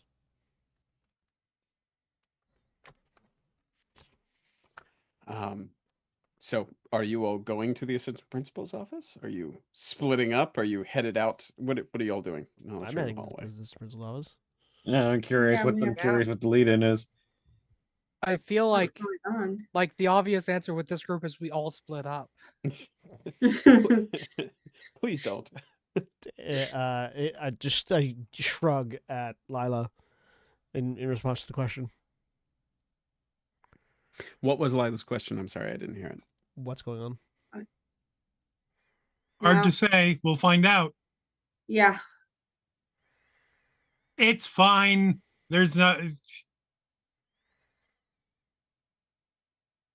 I'm not gonna say it. I'm not gonna say what's the X thing that can happen. Right. But the sentiment applies. Look, if it's any comfort, I've been called the assistant principal office a lot. It's not a big deal. Same. Right. It's fine. Right. My mother will kill me later, but yeah. Only if she finds out. And She's you know going how to find out. listen, I understand the concern, but we minimize the chance. And how She do we might already minimize know. I get that. Okay, two things. One, we are cutting your coffee intake by just a little bit in the morning. Ruby's like still going. She's like, she could be waiting there for us when we come in because she knows everything. I understand that, but we deal with the problems we have, not the problems we assume are going to be the case. Wait, she knows Also, your everything, mom Ruby? She knows a lot, okay? should know if you skipped, so we have to kind of go, Yeah, right? the way No, that you I don't think she's my seer, Zach. He didn't say. Sorry, you're what? The part of the thing that you would have been told about. Well, I don't know. How much would Ruby have told Lexi by this point? Up to you. Yeah. Okay, I think she told her everything that happened last night. She has not told her about Lila, but she Right. told her everything Okay, that happened. fair enough. So yeah, so you would know about that there is supposedly a seer. I see many things. For all I know, Lexi the has dog just is my seer. 100% assumed that it's them. Just I love it. Given that Sunny is basically a Scooby-Doo character, how does Sunny react to the word coffee when it is mentioned?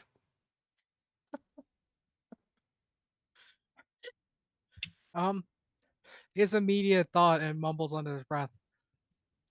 If she can't drink the coffee, then I will. Awesome.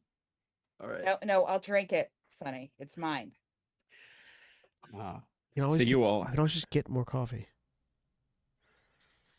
So you all have found your way through the no more labyrinthine than any other questionably built public high school in the 1990s, Nightgrove High, to assistant or vice principal Carity's office. Yeah. Stand outside the door. So who will open it? Oh, I will walk right up and yeah. Knock. Yeah. We I both, don't even we knock. both I just knock. open up. Okay, I just open up the door like, hey, what's up? So does Zach go to knock and it just opens and you're just like, Think so. I was thinking that we actually we both knock simultaneously, so it's a. I like that actually. okay. You can hear, come in. Hey, how's it going? So you all walk in. Is that a new sweater? She looks up, stony faced at you from behind the desk. Standing next to her, arms crossed, is Coach. His pants pulled up as far as they'll go over his has a majestic gut, and she says, "Are all of you here? Good. Come in. Shut the door." I like what you've done with your all of it. Mm-hmm. Thank you, Ms. Laramie. Coach goes, "Yep. Oh, these are the kids. These are the kids right here. I saw them. See this one right here." Points to Ruby's. This one right here tried to fool me by claiming it had to do with her monthlies. But and then the rest of them were there, and then this one come up from the inside and was trying to distract me. Points over at Lila, and I looked out the window, and this one was climbing on the dumpster outside, and I don't know why this one's here. And points at Sunny. I'm sorry. It was absolutely not a trick. It was legitimately. I'm sorry. What was it that you said that we said it was?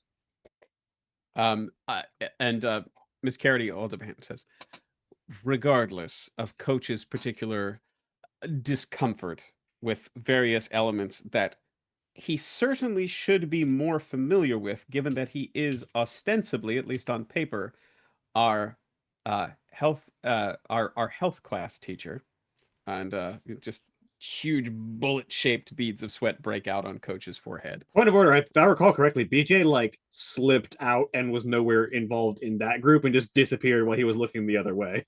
Right, but you were climbing up onto the trash can. Yes, I was outside the walls. Yes, yeah, this is and true. so you were when Coach eventually came in and heard people climbing out the window and falling on the thing into the thing outside. He did look out the window and see the group of you minus Sunny moving away. Um, um, so that's regardless. All of you left school under questionable pretenses yesterday, despite the fact that there was an issue. Except for you, Mr. Simmons. But we got a call from your grandmother that you weren't home last night. Would you care to explain? I This wasn't is even where she directed. was home. What's that? I wasn't even where she was home. Well, apparently she was. Where, So where would she have been? This is Ms. Carity asking you. I don't know. She just sometimes takes trips, usually just for a weekend. And where were you? Ms. Carity, Not I- Ms. Laramie. You can if you wish to interject, you can give me a manipulate someone roll. I will absolutely. Uh,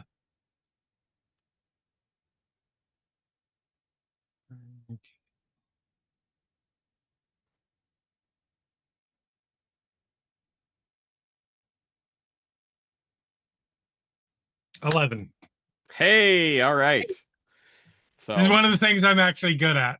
Yeah. so she sort of she pinches the bridge of her nose above where her glasses sit, and she says, "Yes, Miss Laramie."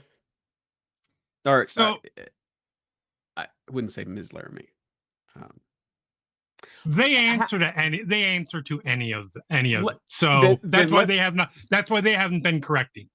let me that was a keeper error. Let me ask you, what would someone who is very much attempting to do things by the book call you?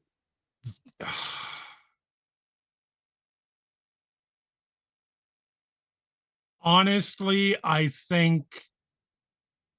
don't think Alexis would have ever like given a. They just let people say whatever.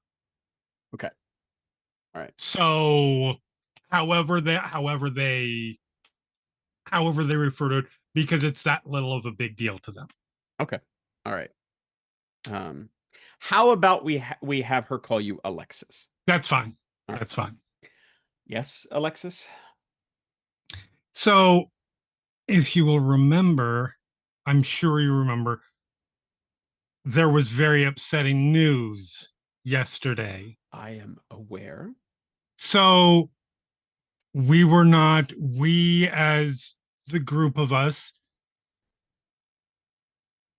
are self-aware of ourselves enough to know that we're not going to,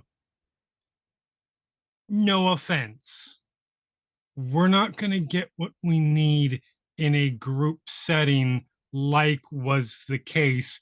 So we needed to get away, discuss the situation among ourselves, because it was very traumatizing to a lot of us.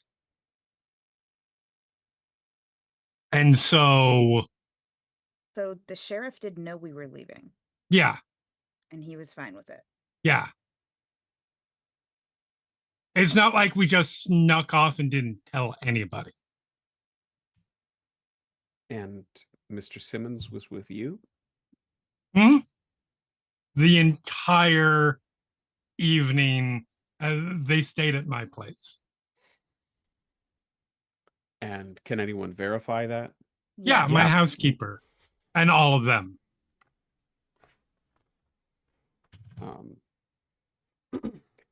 She says, well, we'll make a call to verify, but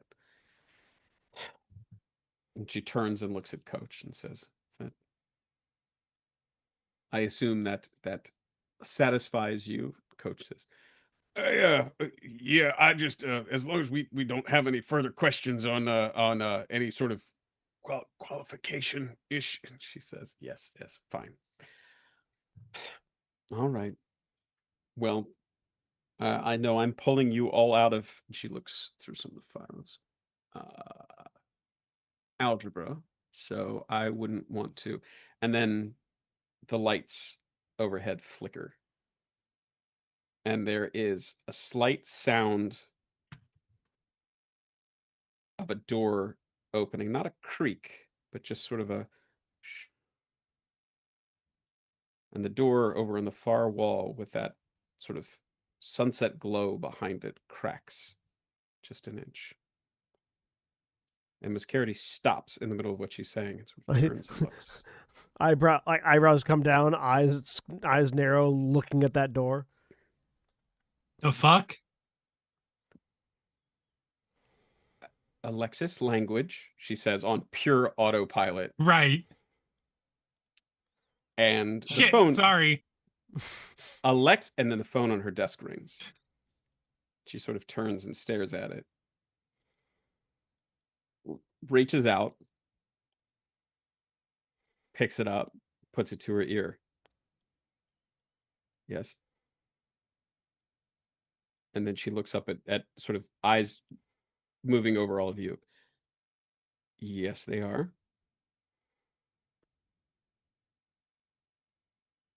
Yes, sir. Nods again and hangs up. Reaches forward. She has a clutch purse on her desk, and she reaches forward to open it up, and reaching in, she says, "The principal would like a word with all of you." You can yell at me you can yell at me immediately after. Sorry, what the fuck? Nope. Best not to keep him waiting. And she pulls out a handkerchief from her purse and holds it up to her nose. Does her nose start to bleed? A little bit. She starts to dab. What is happening? I walk towards I that don't- door. Like not I also, like, yeah. like cautiously walk towards that door. Oh, I'm Something excited. unprecedented. I'm Say, excited Delilah. because I don't know better. Ruby's gonna take Zach's hand. She's kind of freaking out. I'll like squeeze your hand. BJ kind of still holding on to Daisy's leash with the left hand. The right hand just sort of reaches into her jacket pocket where she keeps the brass knuckles. And just kind of Daisy is like dropping down onto the floor. yeah. Coach kind of looks over and says, I can look after her if you want. Appreciate that. Hey, do you like football? Says to Daisy. Fucking idiot. Gonna be airbud. Are you all heading in? Yep. I am this is a mystery that has been wondered upon for years. Like, I am right through that fucking door. There's the because sound I'm of, an idiot. there's the sound of knuckles popping from inside the jacket as she's just kind of pressing her fists into the knuckles, just making sure. There's the sound of just like slight popping, and then she follows after. Yeah, no, Okay. Zach is very cautious, but heading that way because no one talks to the principal, so this is weird. Yep. So you all file in, and there is the scent of dust and office cleaner and pencil lead and erasers as you all enter into a dark room lit only by a seemingly floor-to-ceiling window at the far side, through which what looks like a ruddy orange sunset is glowing in through slightly hazy, misty glass.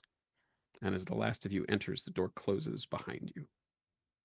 And at the far side, in front of the window, which seems to be some distance away from you, farther than you would expect an office that, if it is indeed attached to Ms. Carity's office, should be somewhat in the middle of the building.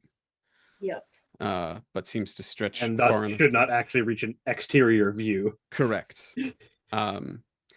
and silhouetted in front of it, there is a desk, and behind it, a uh, a figure that turns to look in your direction. Almost certainly would have to be wearing glasses or spectacles of some kind because there are two reflected spots of orange light where the eyes would be. And I'm going to send something into Critter Crew chat.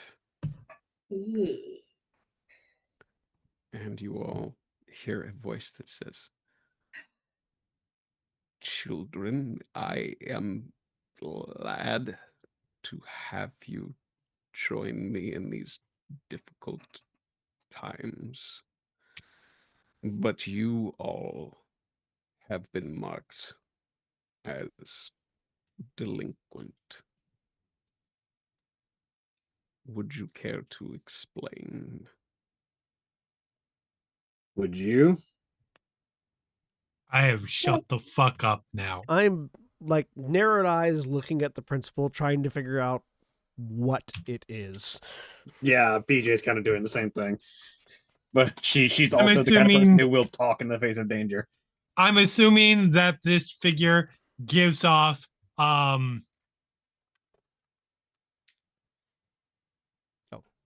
anti-sass suppressing vibes. If that is what you feel, then it certainly doesn't seem to be working on BJ. Probably correctly so is the wronged. But yeah, this is it's. It There gives is a- off this is not natural. This Yeah, is not one- a natural person. Yeah, 100%. 100%. Yeah, I And- have and shut the fuck up and gone. So I'm probably moved a little bit, a step back behind the two badasses. okay. Give me, as you step backwards, go ahead and give me an act under pressure roll. Okay. Can I assist them? Never mind. So it's Jeremy's favorite response. Uh-huh. Yeah. So as you move backwards, something knocks into, and you came in basically straightforward. Something hits the back of your leg. You can either sort of follow through with it and sit down, or you can remain standing but be off kilter. Up to you. I think that they're freaked out enough at this moment that they just go with whatever happens. So drop to sit. Okay. So you sort of fall back and you sit, and you come down into a seat, which is sort of a little bit lower than you expect. And as you see, you realize there is something sort of up, and your arm raises up, and you are sitting in essentially an elementary school chair. You know, the kind that have the little desk Yeah. attached. But it's sized mostly correctly for you now. I mean, those are high school desks. Actually, Yeah, they still use those in high school. Actually, I think I've only ever used those in high school.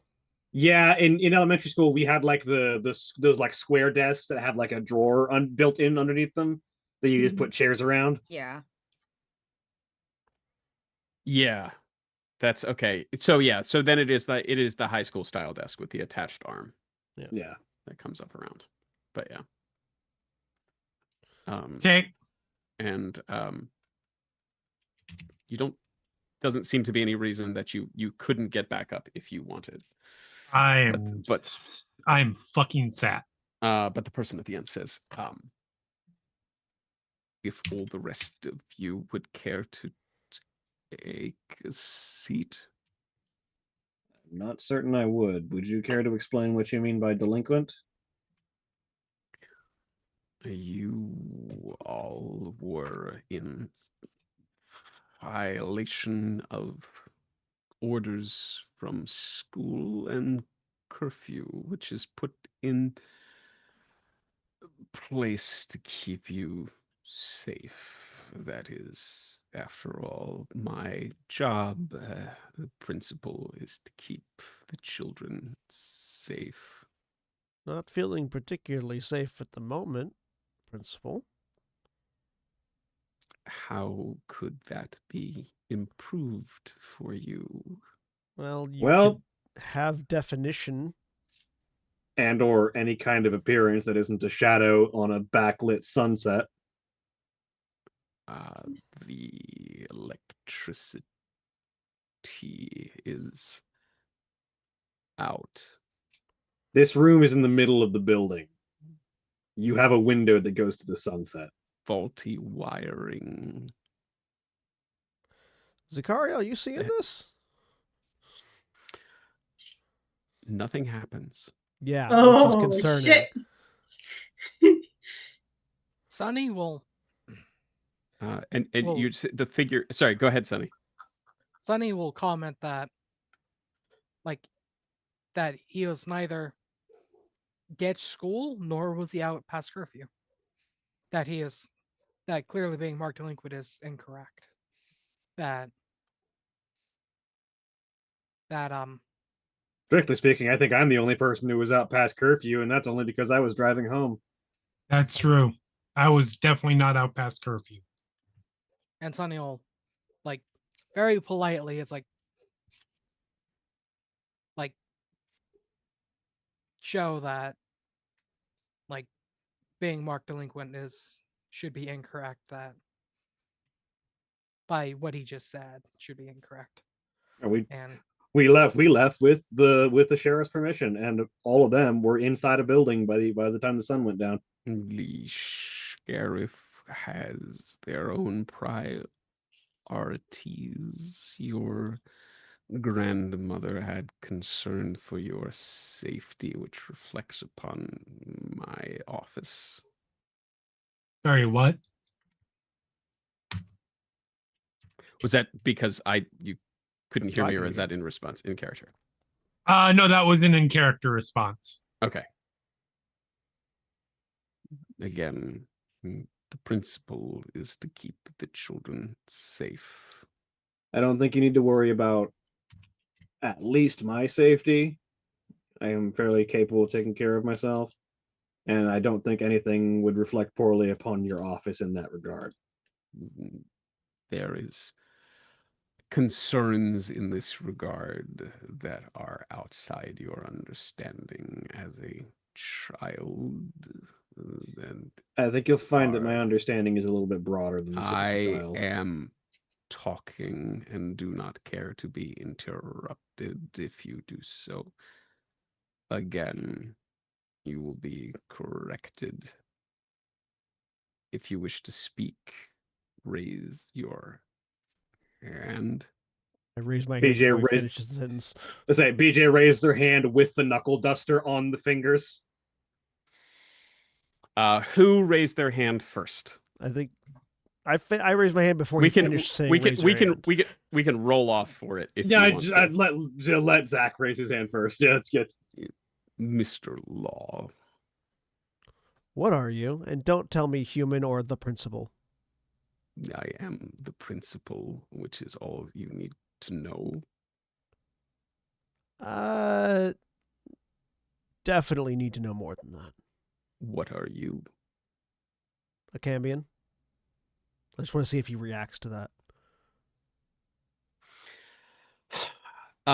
Go ahead and investigate a mystery. Yeah.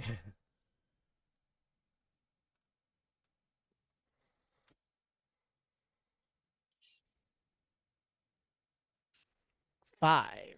I failed. Eesh. But I do get that extra experience point, and I don't know if this is something that needs to narratively happen right now, although that'd be interesting. I am taking angel wings. All right. Yeah. I mean, if you narratively, if you want to pop them out in this dark room, you can. Actually, I would say, given the stress of the circumstance, as he says that, markings begin to glow from underneath his shirt. Well, All around, like sort of around his neck, down his sides, down his arms, and this sort of a color that actually almost matches the orange like of the sunlight of the sunset behind the principal. This orange whirling disc of in almost a halo just sort of manifests behind him, and from that, a pair of wings spread of the same color of the disc. He doesn't seem to have Zach doesn't seem to have noticed it. I just got smacked in the face with wing, didn't I? He's standing up and you're sitting down, so probably not. No, Yeah, but I moved back behind you and then was I mean- immediately tripped into a chair. Yeah. Yeah, so wings. I go just up got and slap smacked you in the across face with a fucking They're wing. they're also definitely like not fully Right. corporeal, but yeah. Right. Um. There is a hand on your arm, like Zach, stop it. I would love to find out everybody's responses to this. I sent you a whisper. Okay, cool. BJ's head sort of tilts to the side, takes that in, looks back forward. She's in action mode right now. It's not the weirdest thing that's happened in the past 24 hours. So again, I'm just like, Zach, stop it. Sunny would have been standing like in line with Zach and probably BJ, like, and when Sunny went to address the principal, stepped forward slightly. And so Okay, this happens behind Sunny. So this is behind you. Okay, fantastic. Love it. Like Excellent. like Sunny has not stopped looking at the principal, like just holding eyes with the principal. Right, So this is behind them. right. So he doesn't great. know. What about Holly? You can go ahead and give me an investigative mystery. Or actually, give me a read a bad situation roll. Based on your question. Lila, what about you? How are you responding to this situation? Staring. But like back and forth between everything. Lila does not like this situation. This is not good. She's being very quiet and watching. Okay. I'm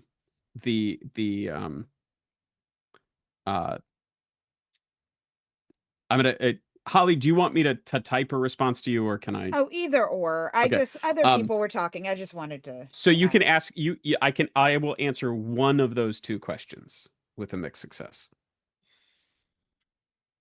Which are you more focused on? The first. Okay. There are, as you're sort of with this light coming up around, there are a lot of school desks around you. Okay. Like a lot. Sort of arrayed haphazardly in this room. Other than that, that's really, other than that and the people around you, that's pretty much all you can make out. Okay. They don't seem to be bolted to the floor. They're all at weird angles to each other. Mm-hmm. So. Oh no, I know what I'm doing. The principal says, Mr. Law, you've already raised one hand. There is no need to raise more. He looks confused and looks over his shoulders. Turn like, around. What the fuck? Yeah, exactly. Ms. Blaskowicz, I believe you had a question. Yeah, how can you claim to be overseeing the safety of the students while actively intimidating them? It is not my intention to intimidate, but a firm disciplinary role is necessary on occasion. That's not safety.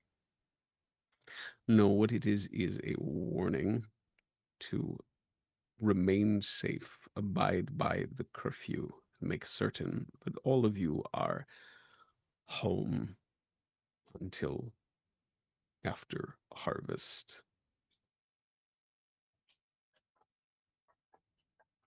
Got her hand up. Yeah, I'm Sinclair. very hesitant. So, It's clear to me you've labeled us as delinquents and you're not going to change your mind. What do you plan to do with us?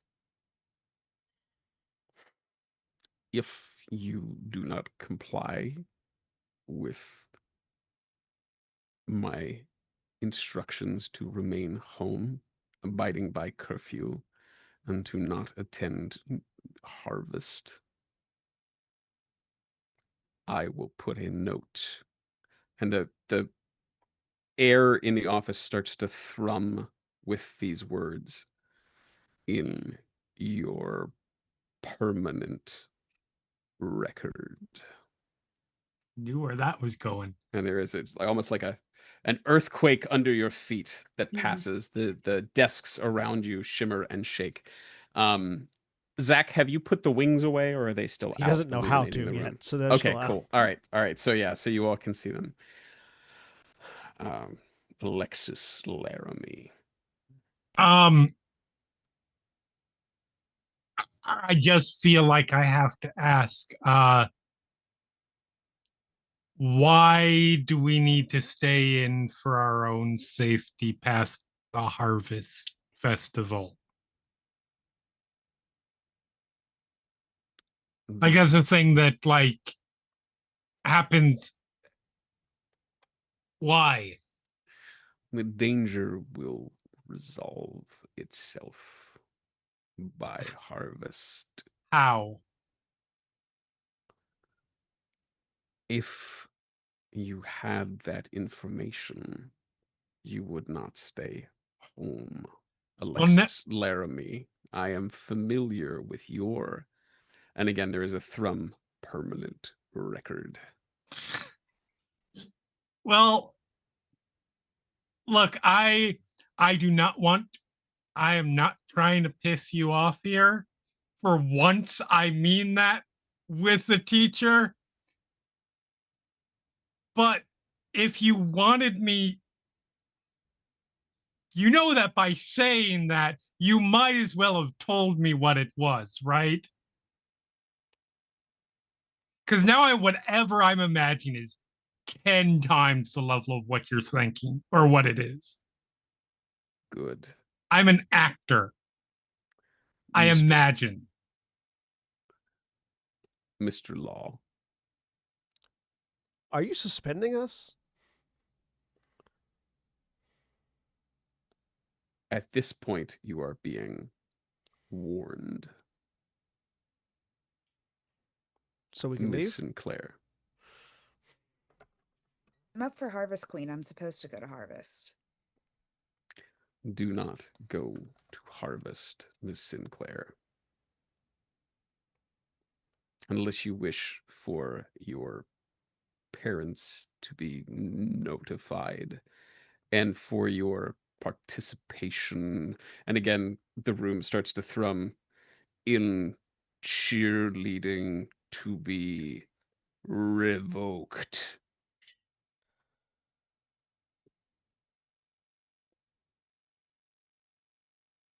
Yes, Mr. Law, you may leave. The wings disappear. Ugh. As does the glowing.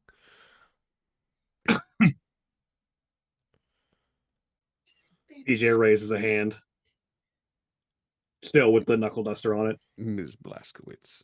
You didn't answer his question about what you are. This is not a reverse Socratic method. No, but it does feel like it's a danger to our safety to not be aware of what the mysterious creature that occupies the principal's office is. The one occupying the principal's office is ipso facto the principal. I don't think you're going to get more out of him. I don't think we can get more out of him. The problem is not getting more out of him is going to put me in direct danger, and I think he knows that about me.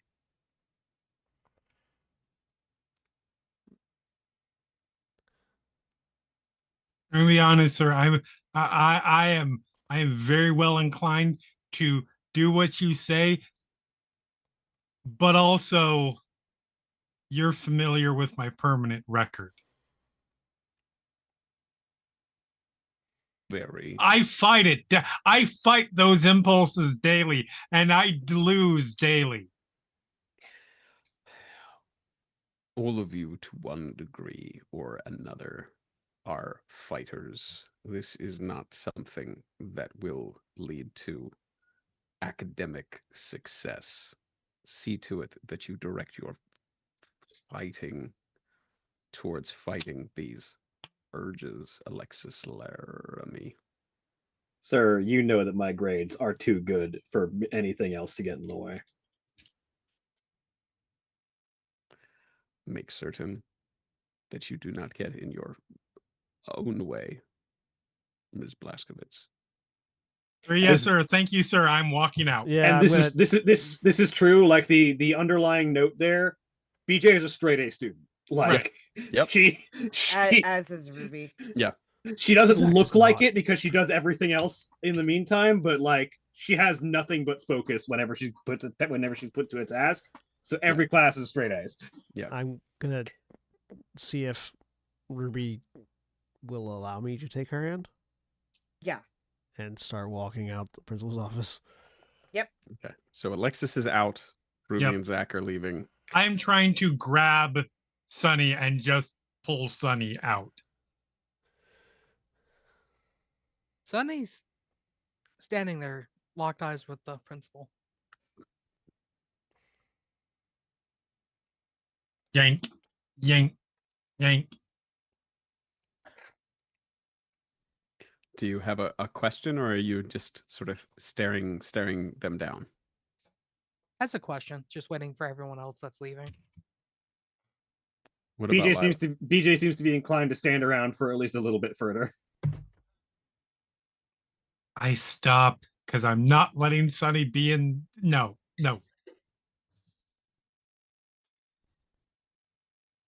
What about Lila? Lila's already halfway across the city. Lila's at home packing to move. Are you going to tell our parents about this meeting?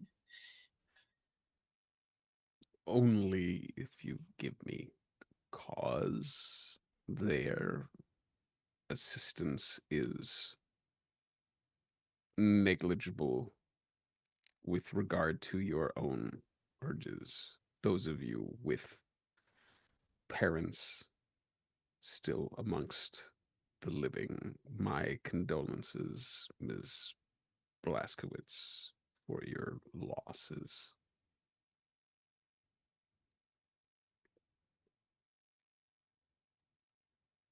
Yeah, she stares at that, and she's very clearly got another question, but she's waiting to see what Simon's is. My condolences, Sonny. Mr. Sonny. Simmons, for your losses. I was gonna say it's like BJ's not the only one. No, I know. Right. Yeah, he was just working through each one.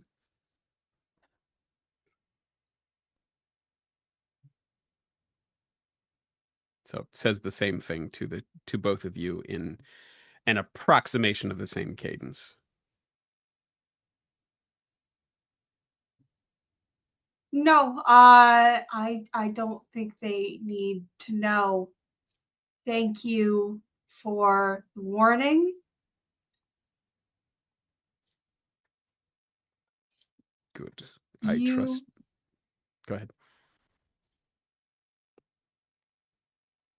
Can't do anything about whatever or whoever killed them. Right?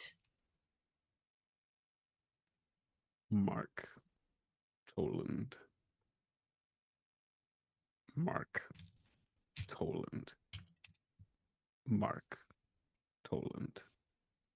Mark Toland. Mark Toland. Like being I am reminded of your failure. Mark Toland.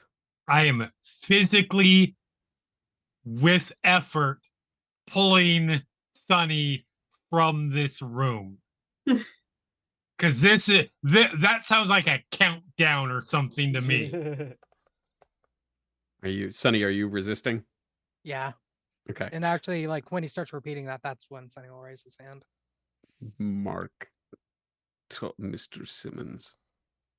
And I'm too tired to like verbalize. Like Sunny will like just get him more talking again and trying to direct the conversation towards like what's going on, like even if it's just fake details, just like I'm trying to very politely manipulate him into giving whatever details he is capable of. Sure. Yeah. So, I will point you to manipulate someone, the move, and there are two things under manipulate someone, and there is one section for a normal person, and there is another for another hunter. I hope it is not a grand spoiler to tell you that neither of those applies in this case. You don't say. There are moves that could potentially allow it, but I don't know that any of you have access to them. So you can just Not tell me. yet. You can just tell me what you ask, but you don't at this point have a move that would allow you to force a response.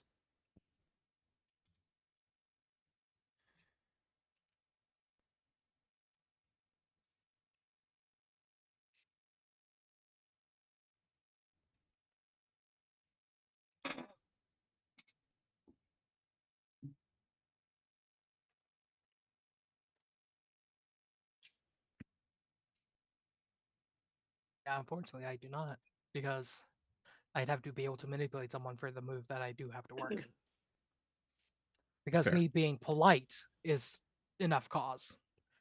Which I really like. I like that mechanic, but yeah, in this particular thing. Now, there are potentially other moves from other playbooks that you could take with an advance that would come back and then let you apply being polite to them, which is in a fun synergy. But I think at this point,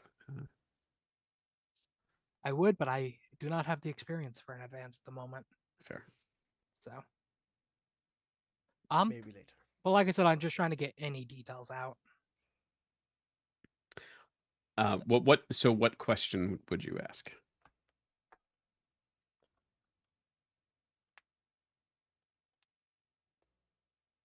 What really happened to Mark?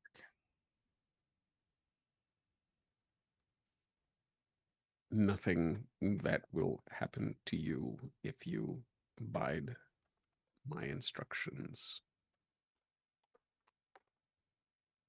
And what might happen if we don't abide by the instructions?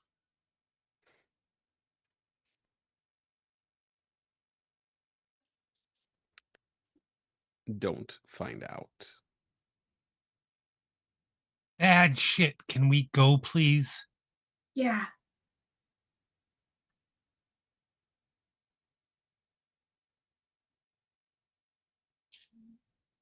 Like I said, I'm tired, so I'm having No, a no, hard you're time good. coming up with. Turns out when you have to drive an hour and a half to an appointment and then another half an hour to a different one, too much Fair. driving. Yeah. That's fair. Like, That'll fuck you. I legit thought this was just A+ role playing / acting as Sunny without coffee. Legit, like when you said you were tired earlier, I thought that was in character. oh So no, fair. it does work pretty well for Sunny, but it's like Sunny's at least like he probably has a sense of danger that has him more awake at the moment. Right, that's fair. Well, we are on a meta out of character note. We're coming up on the end of our time. I am absolutely okay with either stopping here, or if you feel that there are other things that you would ask here, but you'd rather be more rested, we can jump in here at the beginning of next time, or we could also just, if you are otherwise you feel like ready to go, you all could step out and we could end the episode as the door shuts behind you. BJ has one more significant question for the principal, but she's kind of waiting for other people to get dragged out first. I'm not leaving until everybody's out. Ruby wanted to like have a conversation with everyone in the hallway, but Also that. I mean, Yep. like that can happen next time. But just like since everybody is here, I would love to do that. Like, Yeah, now. yeah. Yeah. So I'm also okay, Drev, if you are, we can bookmark it. And if you you have some time and there was one more thing you would have asked, I Yeah. am absolutely okay to jump back to it. I don't want you to Okay. feel pressured, and Yeah. if you want to take a little time, that's absolutely okay. If, Everybody else all right with that? Yep. if Alright. another question comes to mind, I can send it to you Yeah. on Slack. So 100%. We can even say there is like, we can get weird with it. There is a moment of we can do like a David Lynch Twin Peaks thing where we see, as viewers, we see, all we hear is that hum, and Yep. we see Sonny ask a question. Like we just see Sonny's mouth move. All we hear is the buzz of old lights, even though there aren't any on in here. Love it. And then there is some sort of spoken response. And then maybe at a later date we can get a flashback to that. Is that cool? Can we David Lynch that shit? Yes. I like Yes. it. Okay, cool. All right. So Drev, so no pressure now. Get some Mhm. rest and then let us know what that is later. Does that sound fair? yeah. Yeah. All right. BJ, I Oh. think you had a question. BJ has one final thing to ask. She sort of, as people are filing out, she sort of looks back at the principal, hands back in pockets. You know what happened to my parents. Yes. You know what I've been doing about it. Yes. And there is this sort of like tremor and shudder of the silhouette at the window. You know that I'm not going to stop until I get my answers and my revenge. I know that you are driven. You should put that drive towards your grades and your I do. That's why I've got future. straight A's. Straight A's or no, you can still be suspended. My important question. What's your relationship to the things that killed my parents? Are you with them or are you with me? It is the job of the principal to administer to the school and the children. Whether I am with you depends on your performance and your ability to follow instructions. Then keep that in mind when you provide me with instructions. Because I'll work with you as long as you're on my side.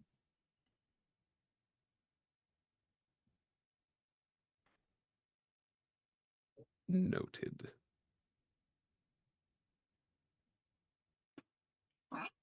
She'll turn it out. Out in the hallway. Yep. Ruby. Yeah. Oh, I will. One thing, as you all exit out, because you exit out of the room into Vice Principal Carity's office. Oh yeah. Yeah. She is not there. Mhm. Coach is sitting kind of on the floor, like crouched down. Daisy is still down, ears tucked back, tail tucked, looking, but does perk up as she sees you all come out. You can hear Coach in the middle. And then it was 4 and long, and you wouldn't have believed it. We got it. Oh, yeah. So here they come back. And stands up and goes, I gotta get back to class. You all you watch out. And Thank you. She'll take the then- leash back. yeah, hands it off. Sort of nods at all of you, goes, yeah, well, yeah, so good talk, and leaves. I close the door behind him so that we're in the vice principal's office by ourselves. Fair. Yeah. Yeah. And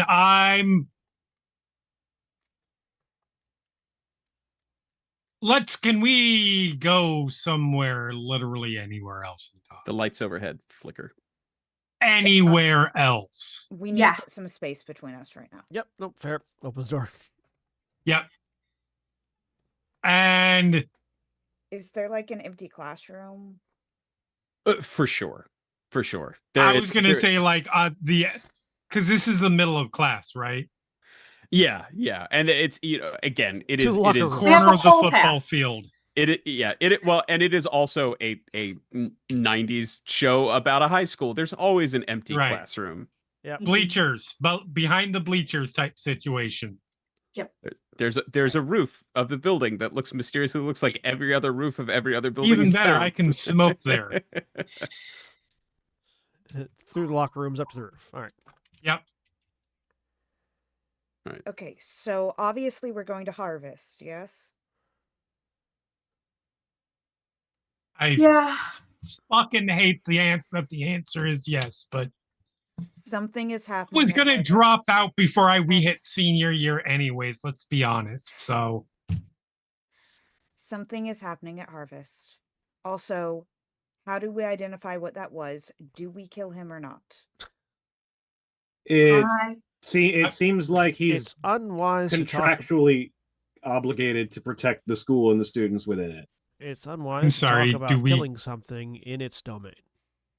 do we kill That's why the we're on the booth. principal? We are still in its domain. It seems like it's contractually obligated for protecting the school and the students therein. It doesn't seem like it's an immediate threat so long as Okay. we're students. Okay.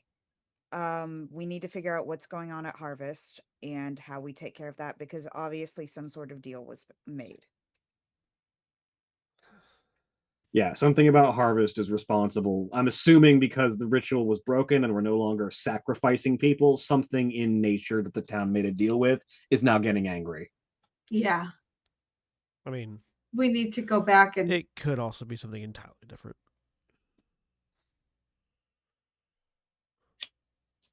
I'm think we pretty need- sure it has to do with harvest. I mean, This yeah, is- but entirely different from that particular orientation of circumstances. I say, pointing towards BJ. Maybe, Also- but I don't think it lines up too perfectly. I'm up for harvest queen. Yeah, you are not Doesn't- running. He doesn't want me there. He doesn't want you sacrificed because he's got to protect the students. Sacrificed or fighting back because I'm not going to be sacrificed. Yeah, You're doesn't want you goddamn getting right. hurt. He doesn't want you getting hurt because you are a student. So,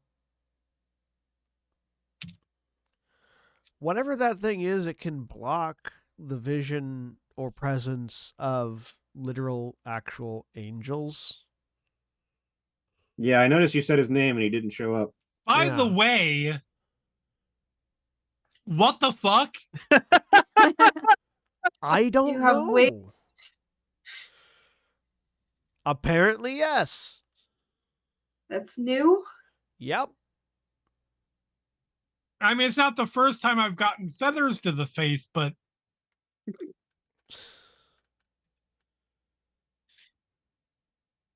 I have warn no idea someone what, first. I have no idea what that was. I mean, it's pretty obvious what it was. I mean, yes, it's pretty obvious what it like. I had no idea where that came. I mean, probably my dad, but like, I don't know Do why. you think?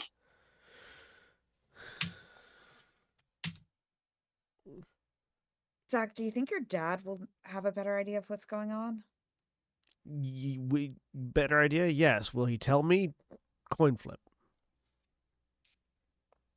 If he doesn't tell you and he decides that you need to stay out of it, can he make us all stay out of it? Yes. Then we're not telling him. I mean, he has been annoyingly eavesdroppy lately too. So I don't know if he like. We'll see. As an idea that something's up. I'd like I'd- to talk to him at some point. Okay. I know, I'm sorry. No, I no, it's fine. I need to talk to Mom I anyways. think we should leave all of our parents out of this because they're all going to make this harder for us. Well, I mean, actually, mine don't typically get in my way, but they also know what I'm like because they're Yeah. dead. Also, what the fuck? Yeah, and apparently the principal acknowledged that they're dead. Yeah, what the fuck? I've Yeah, my seen parents them. Yeah, my mom is a ghost. My dad is a zombie. Did you not notice that she walks through walls? No, Did you No not one ever notice that does, did you not notice somehow. that he I only? just turn around and she's there at the PTA. Did you not notice I that? assume that she snuck in and like was finding the best the place with the best feng shui in the room. You not notice that my dad literally only speaks in groans. That's all adults. I'm sorry. Do you think I pay attention to your parents more than I pay attention to my own? Anyway, You certainly pay attention to yes. my parents more than you pay attention to your own. You goddamn right. Yeah, Yes, you're gonna want to keep an eye on that. I'm glad the principal's acknowledgement managed to open at least somebody's eyes to the fact that my parents are indeed dead, were murdered by demons. I mean, look, when you said that before, I thought you were being metaphorical. I am being very literal. That sucks. Anyways, I Still, can you kill mine? Are they monsters? Again, I reiterate. Lexi, You were saying, Zach. you wanted to go visit my dad's house. I mean, it'll be a little weird with the rest of you there, but yes. Well, I need to go talk to my mom, and Ruby needs to talk to my dad. So, and I'm currently banned from teleporting. Could you drive us? They couldn't have banned you before. Never mind, you fixed it. It's okay. School is still in session. Let's finish the school day and go after school, Really? just to avoid getting more on the principal's bad side and As avoid much more as I problems. As much as I hate the idea, yeah, we want to wait until after, because if we go now, there will already be people. Harvest isn't like literally tonight, right? No, Days. harvest is 2 days out. Okay. Yeah, we got a couple we don't days. want to we don't want to give them a head start on us. We have to play cool. Yeah, we need to play along for as long as possible to avoid creating more problems than we need. Yeah. All right. I have cheer practice after school. Right. Sorry. It's fine. Can you drive us after cheer practice? I'll duck out early. Charity will love No. it. She can take over. No, I do that sometimes. It'll be fine. All right. She's entering her bad I girl can- phase. I can fake an injury. It's really easy to do.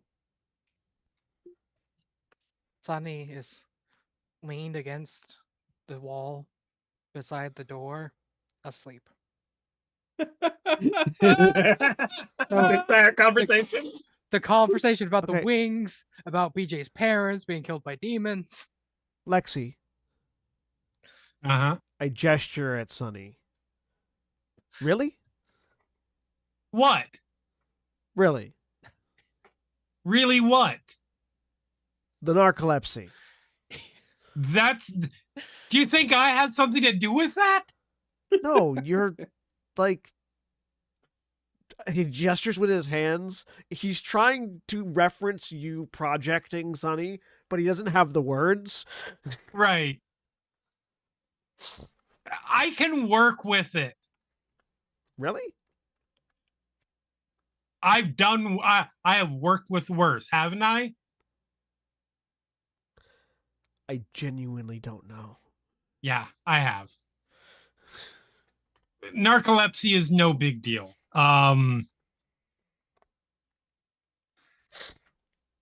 It's we also worth prob- noting Sunny doesn't have narcolepsy. He just has severe caffeine dependency. I know, Yep, I know. Yep. But we're high school. Functionally, they look the same. Yeah. Probably need to get back to class. Yeah. Let's Not get give going. Them any more excuses. Let's play cool, folks. Gonna walk over and just sort of jostle Sunny by the shoulder. Sunny almost falls over, but catches himself and is like, Come "Oh, on, back to class. Daisy bumps your thigh and sort of is holding out the whale-shaped hall pass. She'll take it back. Right. Lila, any comments during this? You've been quiet during the discussion, perhaps intentionally. Yeah, intentionally. Okay. All right. Well, I think then, as everybody heads back inside, that seems to me like a good place to end this episode. Yes. Is everybody good with that? Mhm. Great. Algebra. No.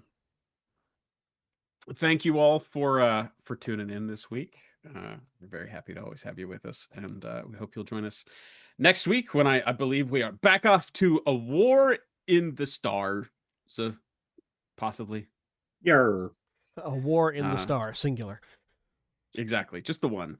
You But don't it's want to inside, have it's your really war hot. in this star because then it's really hot and you get squeezed into a marble. It's just a documentary about stellar combustion. And so as we fade out, as you all troop back in through the door on the roof, I will leave to you all is our closing song this week, Another Brick in the Wall, or The Kids Aren't All Right by The Offspring. That one. Nice. The kids aren't all right. Yeah. Okay. Kids aren't Yeah. all right. It's good. All right, excellent. Thanks everybody. Have a great week, and we will catch you next Thursday. Bye. Bye. Goodbye.